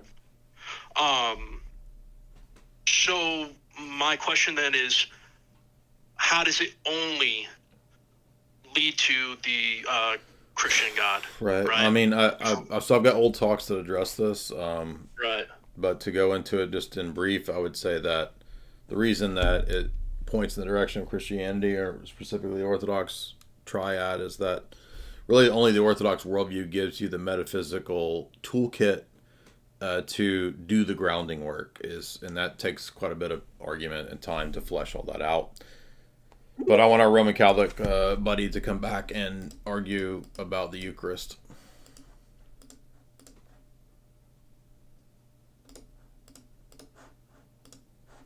Ryan, you want to unmute? Hey, sorry about that. I didn't realize we transitioned over. You might be disappointed. I don't necessarily have a full-blown argument for this yet, because it's one of the distinct arguments of the Eastern Orthodox that is sort of on the list, and UB actually is kind of giving me articles here and there and stuff to read. But I think I have like 4 categories of like potential pushback on it. One On being the Eucharist? Yeah. Okay. So essence and energies. And it basically falls into like it compromises the divine simplicity of God. So man, I mean, I'm not trying to be rude to you, dude, but like this is like, do you not think that we've dealt with that objection to I mean, I thought you wanted to debate the Eucharist, and now you're saying you want to talk about like the number one objections about essence and distinction. Well, I mean, when you were just talking about the Eucharist and that Protestant or non-Protestant or whatever he was called in, the way you articulated the argument, I don't think I've ever read it or heard it that way, and it sparked interest in me. So that's why I commented. It was like, hey, I would actually like to formulate an argument against this potentially and bring it to you. I didn't mean now, once I'm able to, but I did want to get some clarification on it because I think I might have some misrepresentations of it. So first of all, if you read the debate between Palamos and the Barlaamite, which is an 80-page debate, the debate actually goes into what we partake of and how do we partake of God without compromising his simplicity. So I can tell you from the outset, the idea that a strong, real distinction in God compromising his simplicity is itself a problem in the Roman Catholic position, because you believe that the persons are really distinct in the Trinity. So if real distinctions compromise it, you're already compromising it by being a Trinitarian. Okay, so yeah, the composition issue. The other part of it was the like the Cappadocians and Dionysus. They used to use language, and I could be wrong. I'm going off the top of my head. Processions, right, and like operations. Yeah, the word is still in the Greek energeia. I mean, you know that's in the New Testament, right? Yeah. But did they ever posit a real metaphysical like divide from God Not himself? a divide. It's a distinction is not division. Just like when Basil makes the same argument about the persons, he says that the distinction between God and his energies or operations is no different than the distinction between the persons or the person and the nature in the triad. Okay. What was the Palamas, and what was the other person? Dialogue with a Barlaamite is an 80-page book that is a debate on this very topic between Akindinos and Barlaam. Okay, and I think part of the problem is I'm not scholastic and full in the sense of like Aquinas and stuff. So like I'm more Scotus on that side. So that might be some of my confusion. Well, I mean, but Scotus doesn't really help the case because a formal distinction doesn't really tell us anything about what we participate in. So in the dialogue that I'm recommending to you, the course of the argument proceeds from originally questions about composition and simplicity. And it eventually moves into Palamos arguing, well, what do you think we participate in if there's not actual energies that are different from the essence? The Palamite synods end up using the terminology of a different reality. The reality of foreknowledge cannot be identical to the reality of providence and the reality of the divine essence. Because, for example, God does different things and does different works. So if, for example, he creates a world over which he's provident, the exercising of the attribute of providence requires a world. But God did not eternally have a world over which he was provident, you see. So there has to be some distinction in God between energies that are potential or that are powers versus those that are actualized. And this is part of what the essence energy distinction does, to make the note that God does different things. God rested from the work of creating. So he's not eternally creating. Right. Likewise, it says in Scripture, in Zechariah and in Isaiah and in the book of Revelation, that there are 7 spirits of God. And it lists those spirits as being upon the Son of God. Does that mean there's 7 Holy Spirits? Is God's wisdom, knowledge, fear, are those things creatures? So, well, did you hear what I said though? The 7 spirits of God? Well, no, obviously, like I would not say that that's. I don't think I would agree with that, obviously. Okay, so are they the essence of God? Well, I think that's my next obvious question. Then is like, how do you have, or like, are the energies actual ontological distinctions? in God, or conceptual distinctions? No, they're really different realities, not mere Right. conceptual distinctions, because the reality of the divine essence cannot be identical to the reality of providence, because if the divine essence is necessary and eternal, then providence is necessary and eternal, then there's a world over which God is providential for all eternity, necessarily. So it is multiple realities. That's the terminology that the Palamite synods use. Different, distinct realities. Okay. All right, that makes And if you look at the 150 chapters, it's like 98 to like 103, where Palamas engages in reductio arguments to prove that they're different realities. And one of the arguments that he uses in those reductios is what you just heard me use. Okay. And you would probably believe that the entire Latin tradition fell into heresy because Palamas' teachings were pretty much condemned in entirety, right? Correct. So you would agree that the Latin tradition fell into heresy from that point or some point? Yes. Entirely. Yeah, but Okay. particularly during the period of 1274 of Lyons with the dogmatic definition of a double eternal hypostatic procession, the response Council of Blachernae, the Palamite synods, and the Council of Florence is the official departure. And there's a great orange book here called Palamas' Readings by Norman Russell, and it has all the Palamite synods in it. Is there pre-schismatic language for the essence of energies? Yes. So letter 234, Basil says that we do not know or experience God's essence, but the energies or operations, the energeia, come down to us. You could look at Basil's On the Holy Spirit, where he argues that one way that we know that the Holy Spirit is fully divine is that he has the same energy as the Father and the Son. To have the same energy signifies the same nature. You could look at St. Maximus the Confessor, who uses the energies all the time in his polemics, in his dispute with Pyrrhus. He uses the energies. St. Cyril of Alexandria uses the energies to help explain what it is that's going on in the Eucharist and what's going on in Christology. The Sixth Ecumenical Council, even in the Latins with Pope Agatho, says that Christ has two wills and two energies.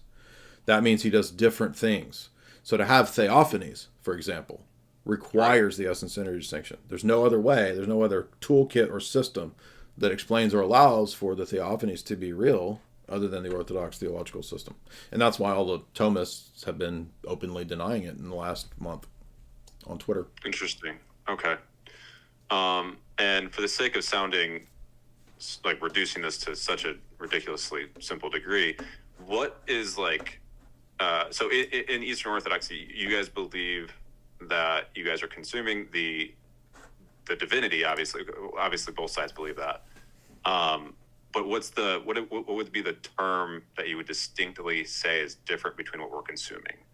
We believe that we're partaking of a deified flesh that is deified by the uncreated energies of Christ. And a Roman Catholic must believe in some way that it is a created reality that is the grace itself. We're not talking about the elements. We all know the elements are created. We're not talking about Christ's physical body. Okay. We know that's created. The grace itself in the Roman Catholic system must be a created reality because it is not the essence of God. Okay. So that's what I was going to emphasize, the essence, not the energy. Okay. Okay. Well, no, I'm saying the Roman Catholic position, it doesn't have the toolkit to explain it or to agree with Ephesus and Cyril, because they say, well, we're not eating the essence. So what is the divinity then? Well, if you read the Palamite, the debate between Palamos and a Barlaamite, Barlaam ends up, I said Acondinos, I meant Barlaam. Barlaam ends up arguing, or maybe it is Acondinos for you, but he ends up arguing that it's a created reality. And he says, so there's created God? And he says, yes. Well, that's polytheism. Right. Yeah, I mean, clearly. Okay, do you mind if I ask one more question? Sure.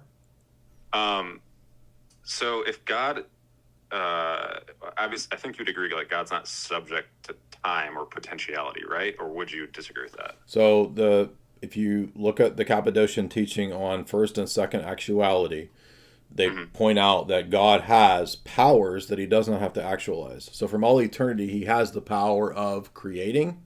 That does not mean that he has always been creating, you see. So that's the difference between the dunamis, or the power, and doing and acting on the power. Okay. So in that sense, there's first and second actuality in God, but no Thomist would ever say that, because they would say that that necessarily means God undergoes change and that he's a creature. But the only way to maintain free will is to believe and to point to what we're talking about. Yeah, and I don't know that Scotus would agree with the Thomist on that one, but well, hold on. So the formal distinction of the attributes, the only commonality that it shares with, quote, Palimism, is that it's a stronger level of a distinction between the attributes and the divine essence. But Scotism does not in any way help answer the dilemma of the Eucharist and what you partake of, and whether the grace that we partake of is uncreated.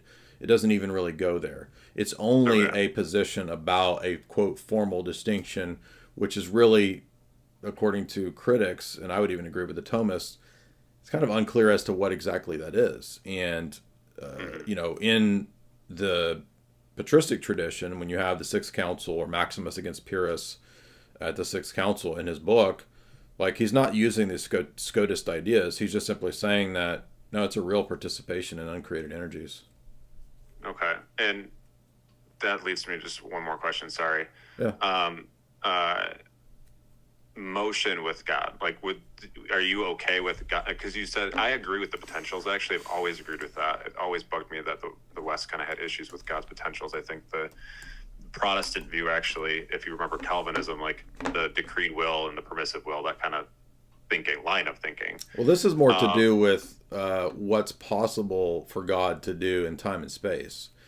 And so the ultimate difficulty here is, number one, the theophanies. But when Roman Catholics struggle with or deny theophanies, they don't even realize they're already negating the incarnation. Because the incarnation is the second hypostasis of the Godhead becoming incarnate in time and space. He's self-limiting.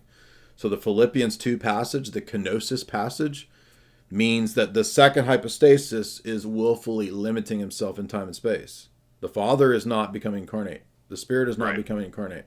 So you need a metaphysics and a toolkit that allows for one hypostasis to enter into a mode of being that the other two do not.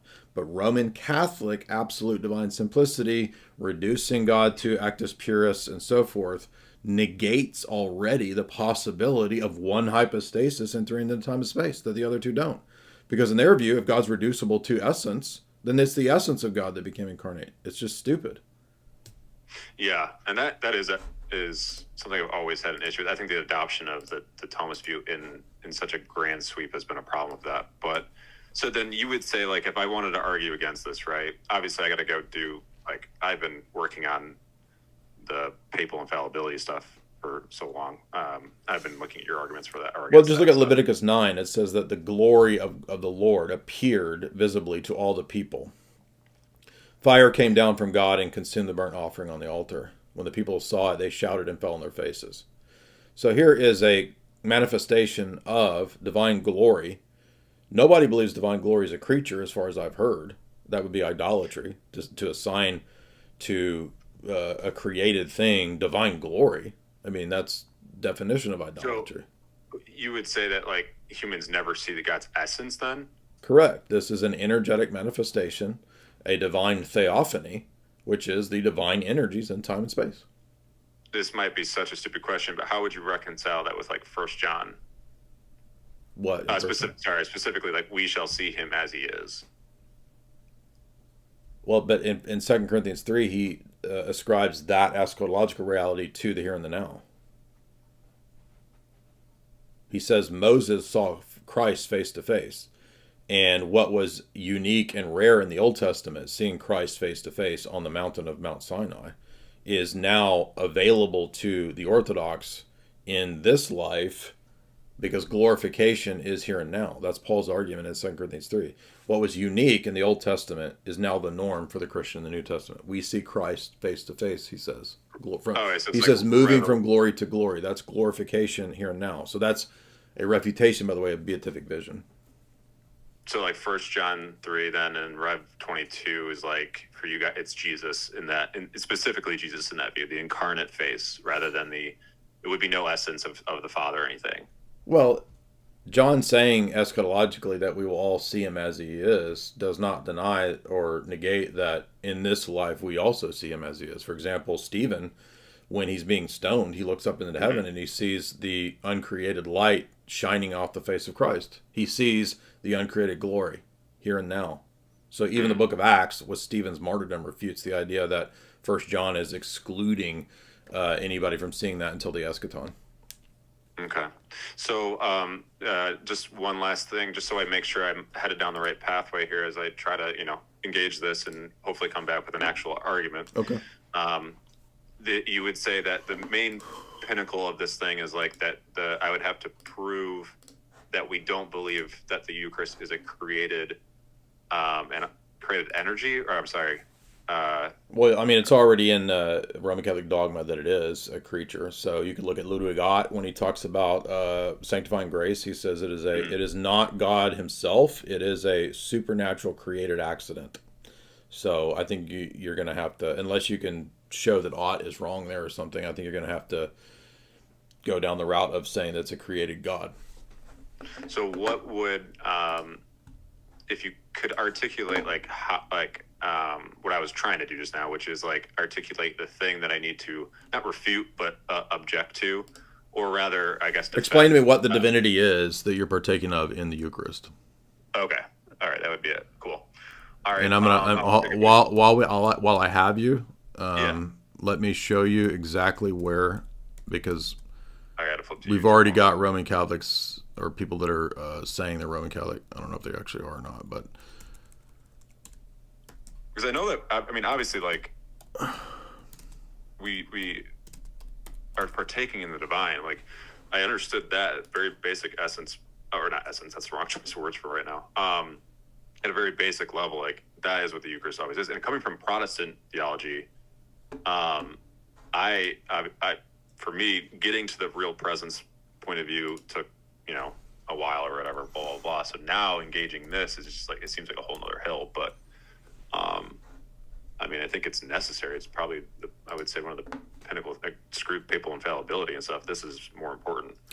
Actually, I agree with you because, when I was back in 2007-8, when I was kind of struggling between being Uni-8 or being Tradcat or being Orthodox, I put a lot of time into papal stuff, and I found that I kept going just in circles with papal quotes and quote mines, and then you find out about forgeries, and it's like, I'm never getting anywhere with an infinite stream of papal quote mines, and that's when I started looking at the theological issues more specifically versus the ecclesiastical, and ultimately that's what made me never go back to the Roman Catholic Church. Now, in this article that I wrote many years ago, Roman Catholic Absolute Divine Simplicity Refuted, if you scroll down past a lot of the references, eventually I get to the section on created grace, and my argument is that created grace is solidified in a few different places, one of which is the Council of Trent, which talks about the fact that in baptism, when you're baptized, the grace that you're getting and the righteousness that you're getting is, quote, not God himself. It is not the righteousness or justice of God, but it is a created reality that makes you just. That's in Trent, canons 10 and 11.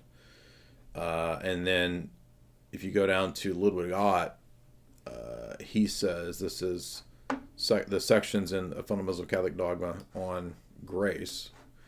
Proposition number 1 is sanctifying grace is a created supernatural gift really distinct from God. So there you go right there. And then literally contradicting that is Proposition 5. Supernatural grace is a participation in the divine nature. Can you expand on that just a little bit in terms of like what the contradiction? The divine nature is not a creature. So if sanctifying grace is a creation distinct from God, then it's not a participation in the divine nature. But Proposition 5 says that it's a participation in the divine nature. Okay. My immediate thought is the sanctifying grace as a created supernatural gift is, it has less to do with the, I mean, this is again the wrong word to use, but the material or essence of the Eucharist, and rather the fact that we are partaking in it, which would allow for supernatural grace. No, that actually doesn't work. Never mind. Okay. And this article's on your site, right? Yeah, it's called Roman Catholic Absolute Divine Simplicity Refuted, and okay. Towards the bottom is the section on created grace. Okay. Yeah, I'll get this, and then you said Palamas, that 80 chapter. Yeah, so the book debate. it's 80 pages. It's not very long. It's 80 it's called Dialogue with a Barlaamite. Okay. And you can get that from NYU Press. It may be on Amazon. I'm not sure. What? Why? Huh? Why is this not a matter of debate more? We've been bringing it up for 10 years. What do you mean? Like, I keep seeing everyone debate, again, papal infallibility. Like, I feel pretty confident in arguing for that. I feel pretty confident in arguing for the unity of the church and all that stuff against the Eastern. But like this, I don't think I've ever seen an actual debate on this. Is there any that you can point me to that are remotely recent or no? There's no Roman Catholics that are smart enough to debate it. They're stupid. I'm not being mean. It's just the fact. The last time there was an attempted debate on this was just a conversation between me and Lofton 8 years ago. Okay. So there's a conversation between me and Michael Lofton. You can still find it, where I go through this book right here, Dialogue Between Orthodox and Barlaam. By the way, it's free online. I didn't even realize it's on. You could go to Archive and just download it and print it out if you don't want to. It's only like $20 though. Yeah, I'll probably do that, and I'll go through your article. You will see, by the way, if you read this book, everything that you hear me, like the stuff that I argue, it's all just from this. So does anything from Palamas, like outside of this, in his theology, raise questions for you at all, or no, or is it, do you think he was articulated as a heretic and those were condemned because they strictly flew in the face of the West?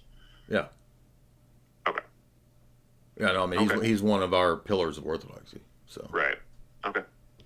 Awesome. Yeah, dude, I appreciate your time. Appreciate you unblocking it. I know last time we had a fucking yap fest. Well, there's a lot more civil conversation, so I appreciate it. Yeah, no, me too, for sure. So I'll hopefully come back and throw an argument together, and you can shit on it. So we'll see. No, appreciate it. And I think we got another one here. Here's our other Uniate guy who's always wanting to throw in the Uniate stuff. By the way, I just took a bunch of Uniate argument notes. Go ahead, what's up?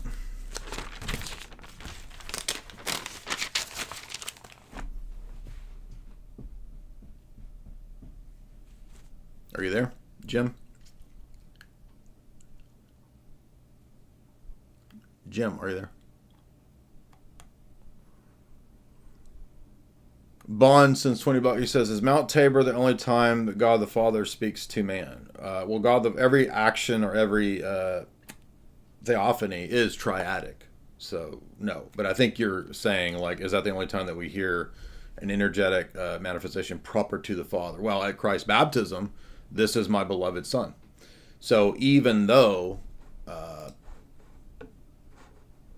that's an energy proper to the Father, it is still triadic, right? Just like the theophanies in the Old Testament, those are proper to the Son.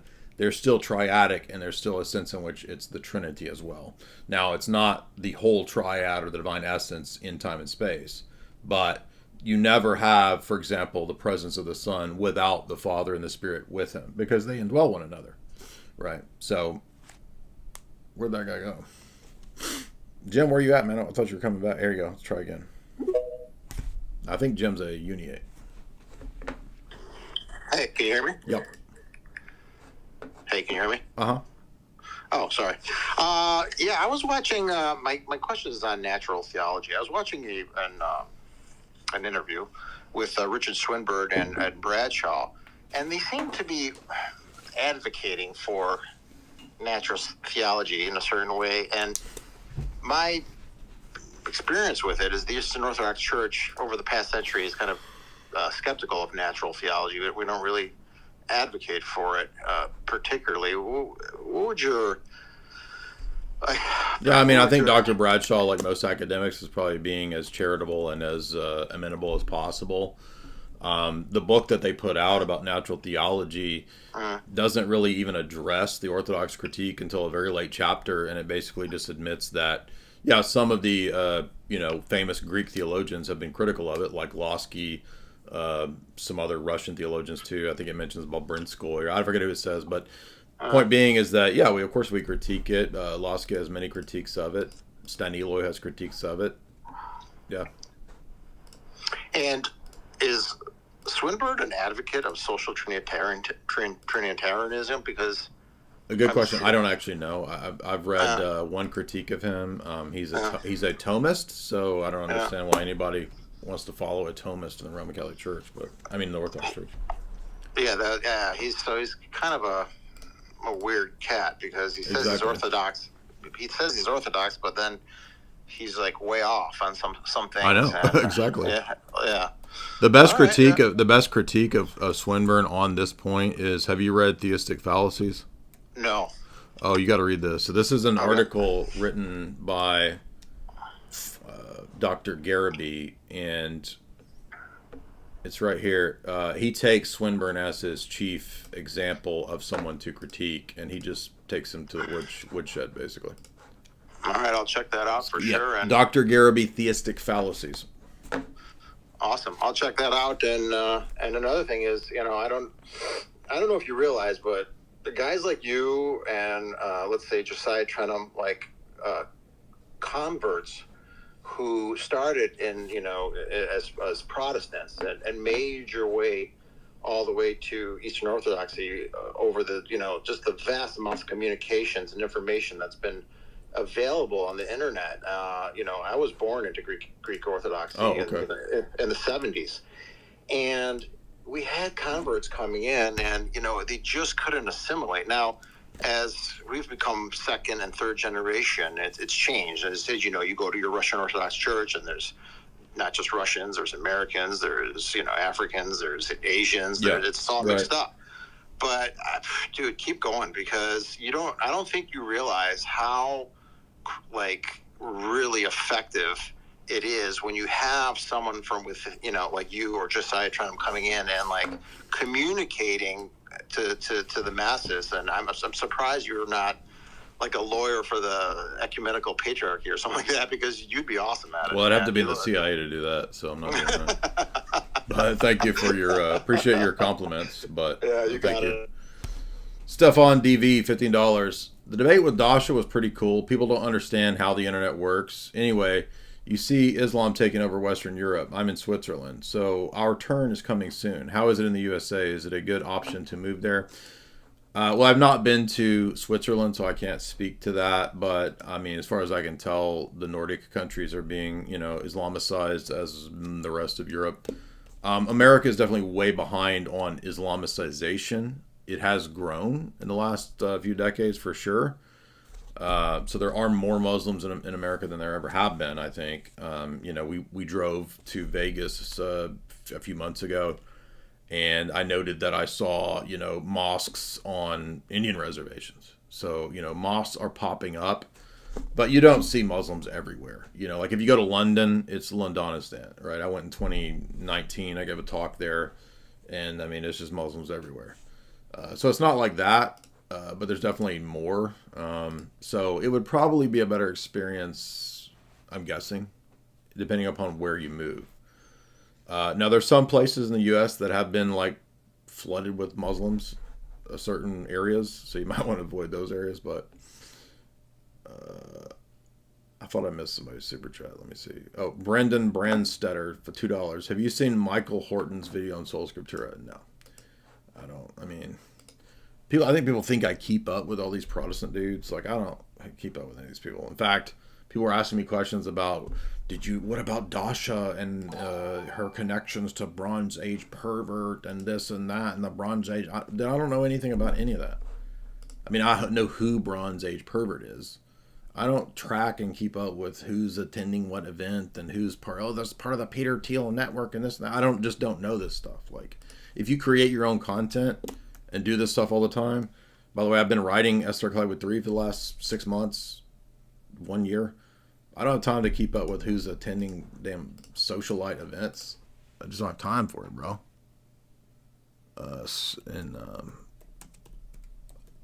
Scott Horton.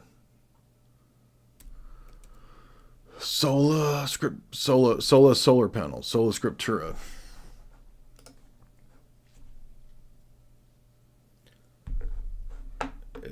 I don't even know what Scott Horton looks like. Is that this boomer dude here? Sola Media? Is this him? So 10,000 views? This is pitiful, dude. Like,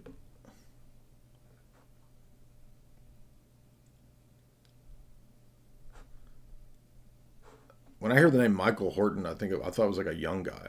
This is Michael Horton. He looks like somebody's like dying uncle. I didn't realize he was that old, but whatever. Oh, he's mean. Oh. Ralph Silky, $10. Jay, explain Calvin Robinson's version of Catholicism. It's very unusual. I don't know what his view is. I mean, I just asked him to come do a debate twice, and he just flipped out. So, like, he's got this weird, like, superiority, condescension complex that, how dare you ask me to debate you, and this just shows, how bad you are, and this is your shtick, and this and that. And I'm like, dude, all I did was send you a DM saying, would you like to have a debate about the Filioque or Orthodoxy Catholicism? And he sends me this big nasty, like, this is why you're such a piece of trash. This is why you're so evil. It's like, this is what people are like, why would you post DMs? Because people think that I'm just like this randomly just rude like I'm just going around being rude. Well, you publicly said that he was scared. Yeah, after I DM'd him twice over several months to see if he'd like to have a conversation. And now, he's now become a branch of old Catholics. Well, guess what? Old Catholics are a bunch of Skittles and spooks, if you didn't know. And a bunch of occultists. So that's even worse that he thinks he's an old Catholic. By the way, there was an old Catholic weirdo guy following me and tweeting at me, and I'm pretty sure he was Skittles, and I ended up blocking that dude. He had a meltdown. And by the way, why, again, as I said at the very beginning of this stream, like, educated people are supposed to expect to have people pushing back and asking to do a formal debate. All you have to do is say no. But he acts like, oh my gosh, look at the audacity that someone would ask me to do a public formal debate about the Filioque. What's up? Hello, Jay. Mm-hmm. My question is more geared towards how would you convince someone that is a theist of Christianity in particular, as somebody that's gotten to the point where I am convinced generally of the existence of a God. Mm-hmm. How would you get me to the point of being convinced I'm not trying to be rude to you, but like today the topics are very specific. They're specified as Protestant, Catholic, Orthodox. So we're not doing deism today. We're not doing atheism. If you do want to talk about that, definitely look for another situation. Scott Grace. This looks like a Protestant man here. He's got Protestant pastor vibes. What's up, Scott? Hey, Jay. How's it going? So I was calling in today because I wanted to debate Perseverance of the Saints. Well, okay. Well, that goes along with the rest of Tulip, right? So are you a full-on Calvinist, or you just want to do that one? That one in particular, although I would be totally open to doing more in the future. So there's a lot of different ways that we can go with this debate. I know it's very nebulous. Well, let me ask you this question first. Like, I mean, for example, a person could be an Augustinian and believe in the gift of the perseverance, and also believe that you fall away and apostatize. So, like, are you defending a full Calvinist position or a Augustinian position, or what? I would say the position would be more Calvinist in nature, because I believe that if someone is truly saved, that they will persevere to the end. I don't know if that clears anything up, but... Well, I mean, this seems like no true Scotsman fallacy to just restate what it means to, quote, be truly saved, because, for example, in Hebrews 6, people partake of the Holy Spirit, they eat of the, a good word of God and the powers of the age to come, and then they can apostatize. So, when we're talking about this topic, I would refer to verses in John, for example. Within the context of the verses, they talk about that they were with us, they participated in church, they were believers, but since they left, it proved that they were never really with us. Well, that's one class of people who might have been subverters or infiltrators, but there's another class of people in Hebrews 6 who partake of the gift of the Holy Spirit and the life to come, and who fall away. So with the first verse, we don't exactly know if they were infiltrators. I think, and it's okay to read into the text. You may be right on that, but we don't exactly know. Just looking at the verse in itself, I think it's easy to come away with some underlying principle. But even in John 10, it talks about you're missing the point. You're missing the point. And they will not perish, and no one will snatch them out of my hand. You're missing the point. So I understand what you're saying about 1 John, but I'm saying that it doesn't matter if in that situation those people were never amongst us or whatever. When you go to Hebrews 6, there is clearly another class of people who do have a partaking of the heavenly gift and the Holy Spirit and taste of the word of God in the age to come, and they fall away. Yes, so I want to address that now as well.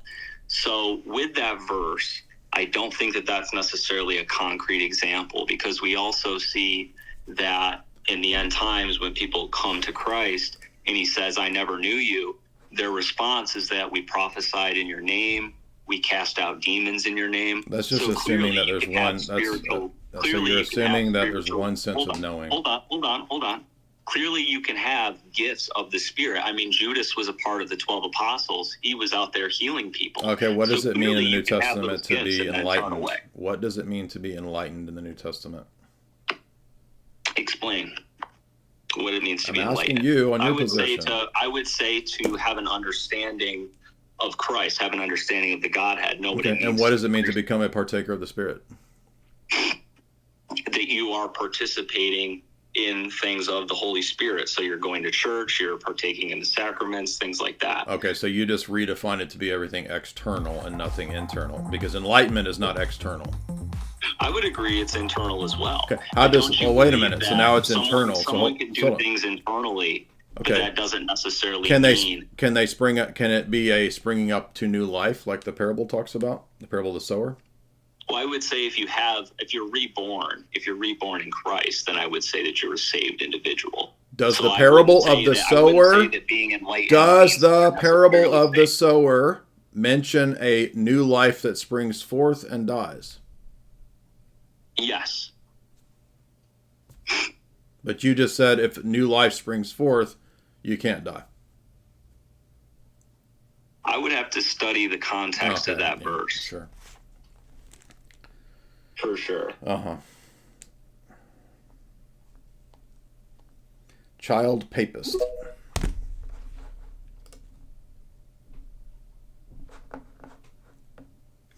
Can you explain Calvin Robin's Catholicism? I don't know. It's the lowest common denominator. Anglican branch theory is kind of the proto-ecumenism. It's the origins of ecumenism. So Calvin Robinson's version of it seems to go from Anglican to Old Catholic to who knows. So it's not Catholicism. It's lowest common denominator, proto-ecumenism. Child papist, unmute. Hey, I had a question on Actus Purus and divine simplicity and stuff. If it just sounds like a repeat, feel free to cut me off and direct me to a source where you've already explained it. But I'm in this medieval philosophy class, and I'm trying to write against Actus Purus. And one argument that they use is that I try to say that, well, Actus Purus can't work because then God would have to be eternally acting. And then they say, oh, well, he could have willed eternally to act at that particular time. Like, what? I don't know how to respond to that. Like, what Well, I would mean, I the say? divine revelation says that he ceased from the work of creating. So that alone should be enough to refute God as identical to actus purus. If you watch the debate between Bradshaw and Tomaszewski, the Thomist, this comes up, and Bradshaw says, well, when it says God rested from creating, it seems like he's not doing something that he was doing. And Tomaszewski says, good point. Yeah, what's that called? Bradshaw and who? I think it was on Suon Sona's channel, and it's like Bradshaw and I don't even know how to spell that guy's name, Tomaszewski. But if you look up Suon Sona's channel, I forget the name of it. Something like intellectual conservatism, or I don't remember what his channel is.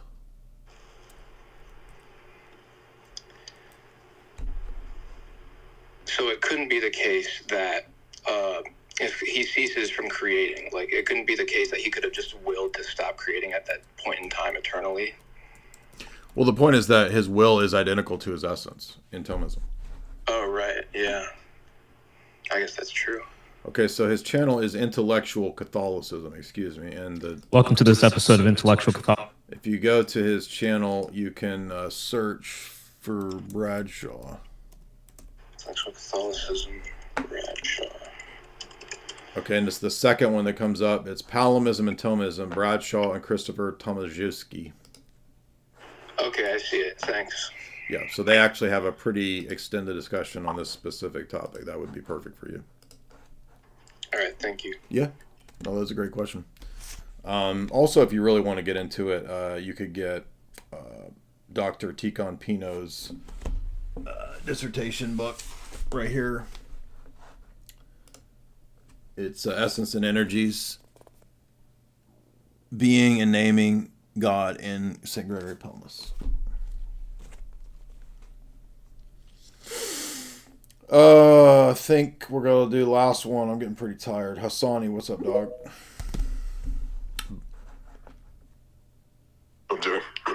What's on your mind? Hey, it's a little bit off topic, so if You there? You're cutting out, man. We can't hear you. Last one, Nicodemus. What's up, dude?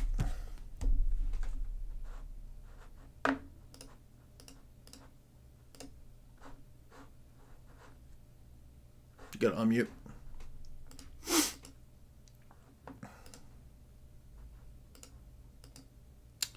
Nicodemus, you want to unmute?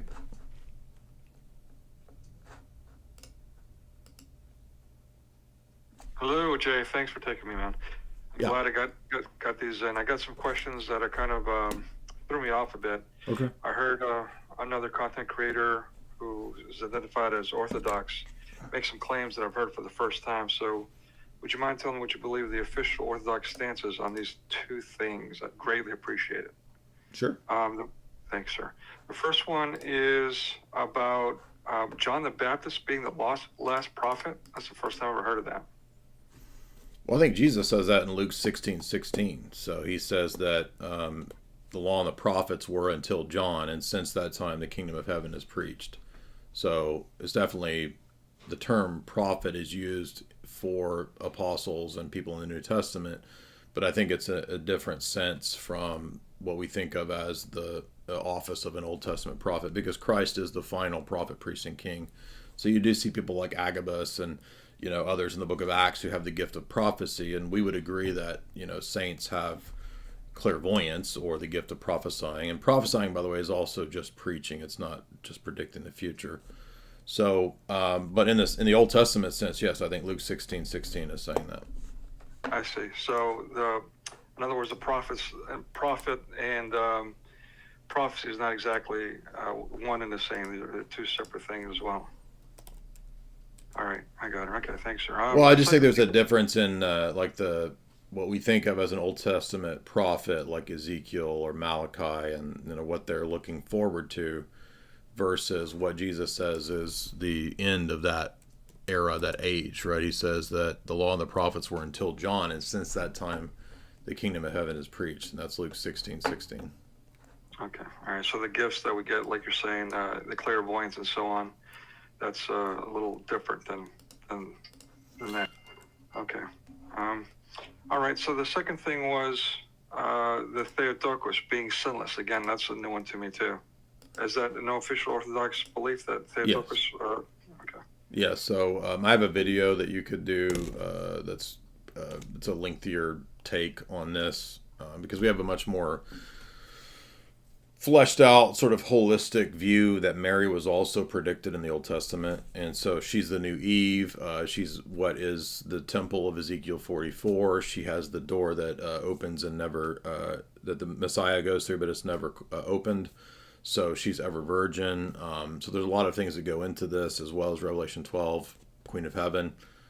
So our doctrine of the spotless virgin, which is not the same thing as the Roman Catholic Immaculate Conception teaching, our doctrine is derived from a lot of passages, interpreting those passages, as well as church tradition. So no, there's not an explicit text that says Mary is the sinless virgin. But thank you for that question. We'll go to Hassani and a couple other people. I'm just getting really tired, so you guys can call back in next time. Last Supper, what's up? If you go to YouTube, my video on Mary, the longer video, it's called Veneration of Mary in the Bible or something like that. What's up?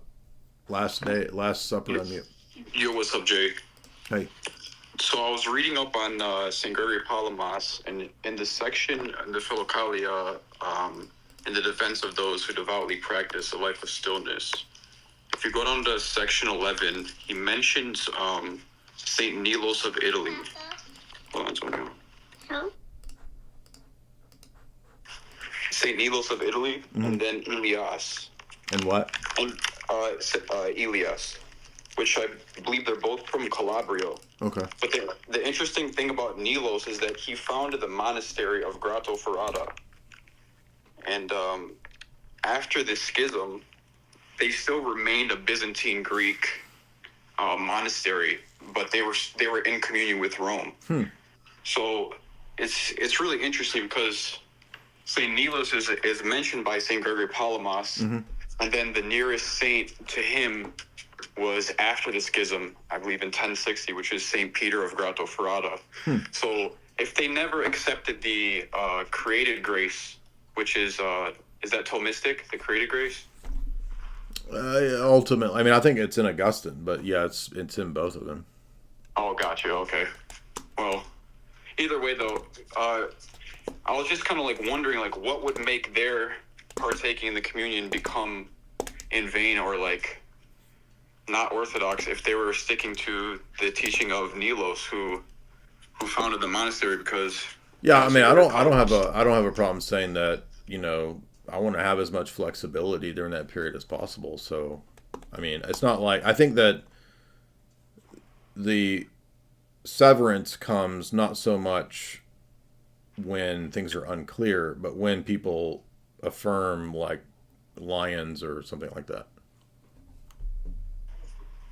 Gotcha. So it's a little bit later than that. I would say so. Yeah. I mean, I'm sure that probably a lot of people in those places at that time probably had an Orthodox conception.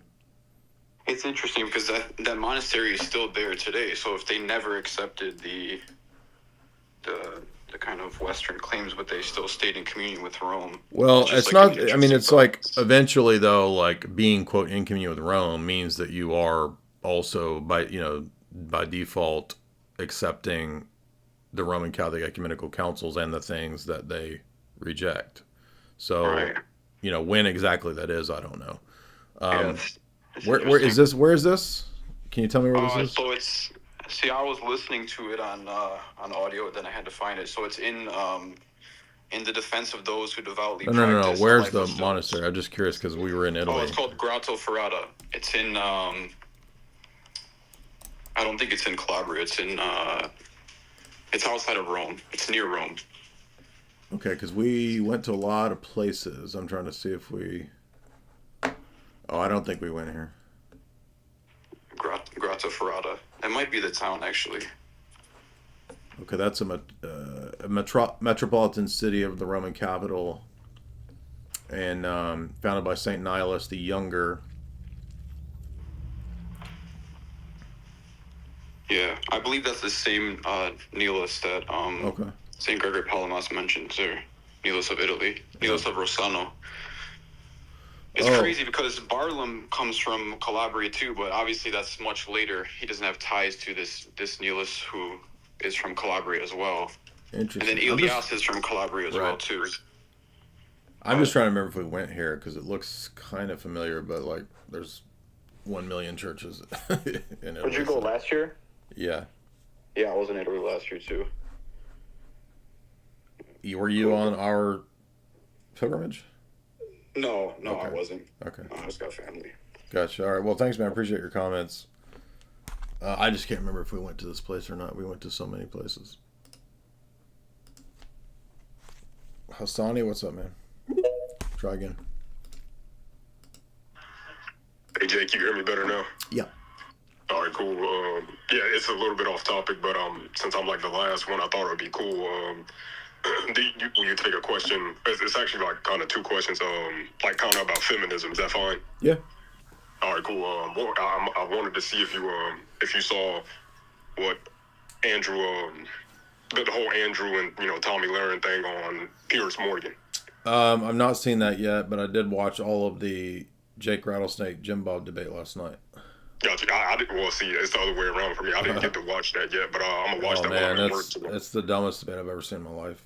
Yeah, I know. The not so erudite chick was up there. She's one of the most pretentious, annoying motherfuckers on the internet, man. So. Well, the guy, the vet guy, is just as bad as her. So. But yeah, from what I saw in the comments, he's like was he just simping and saying like what was he doing? Well, he was a perfect feminist because he let her talk most of the time. So. Yeah, that checks out. She does like the talk, so that definitely checks out. But the whole Andrew thing was it boiled down to one question. He literally just because obviously she started off saying how men today or this or that weak, blah blah, feminine, blah blah blah, and his rebuttal was one simple question, and she spurred out, and I'm pissed off. Piers didn't allow Andrew to press her on it. He literally just asked her, "What are women's duties to men?" Mm-hmm. And obviously the implication not just men, but to society at large. And her immediate response was, when he asked her specifically, the first thing she said was, "I'm a successfully independent woman," and then she said that her husband's a fucking baseball manager or some. It's just some brain dead, retarded, like covert feminist take. So, well, let me pull it up. Let's see how long it is. Yeah, it's short. It's like if you just find the clip where it's him asking her and then her giving her immediate response, it should be less than a minute and a half. So you'll probably be able to pull it up real quick. All right, yeah, I'm looking here. Let's see. Appreciate that. I don't want a 30-minute explanation of it. Let's see if this is it. Everyone knows you need a lawyer after a car accident injury. But what if I told you there's a better way? One, look at that conservative chick. Well, all she is some closet. I don't want his commentary. I just want the clip. I don't know. Maybe we'll try to find it tomorrow or something. My mind is mush. JV free $2. Have you been to Greece? No, I've only been to Italy, Rome, a lot of places in Italy, and London. Actually, was gonna go to Greece, and then Koof happened, so that never happened. Snapping like you Fay boy, $2 or $1. Who is a genius, best thinker in Orthodoxy? I mean, we got quite a few, really accomplished scholars. Dr. Branson, Dr. Bradshaw, Dr. Tikhon Pino. I'm sure there's many more. Dr. Viniamin, Larche. I mean, there's a bunch.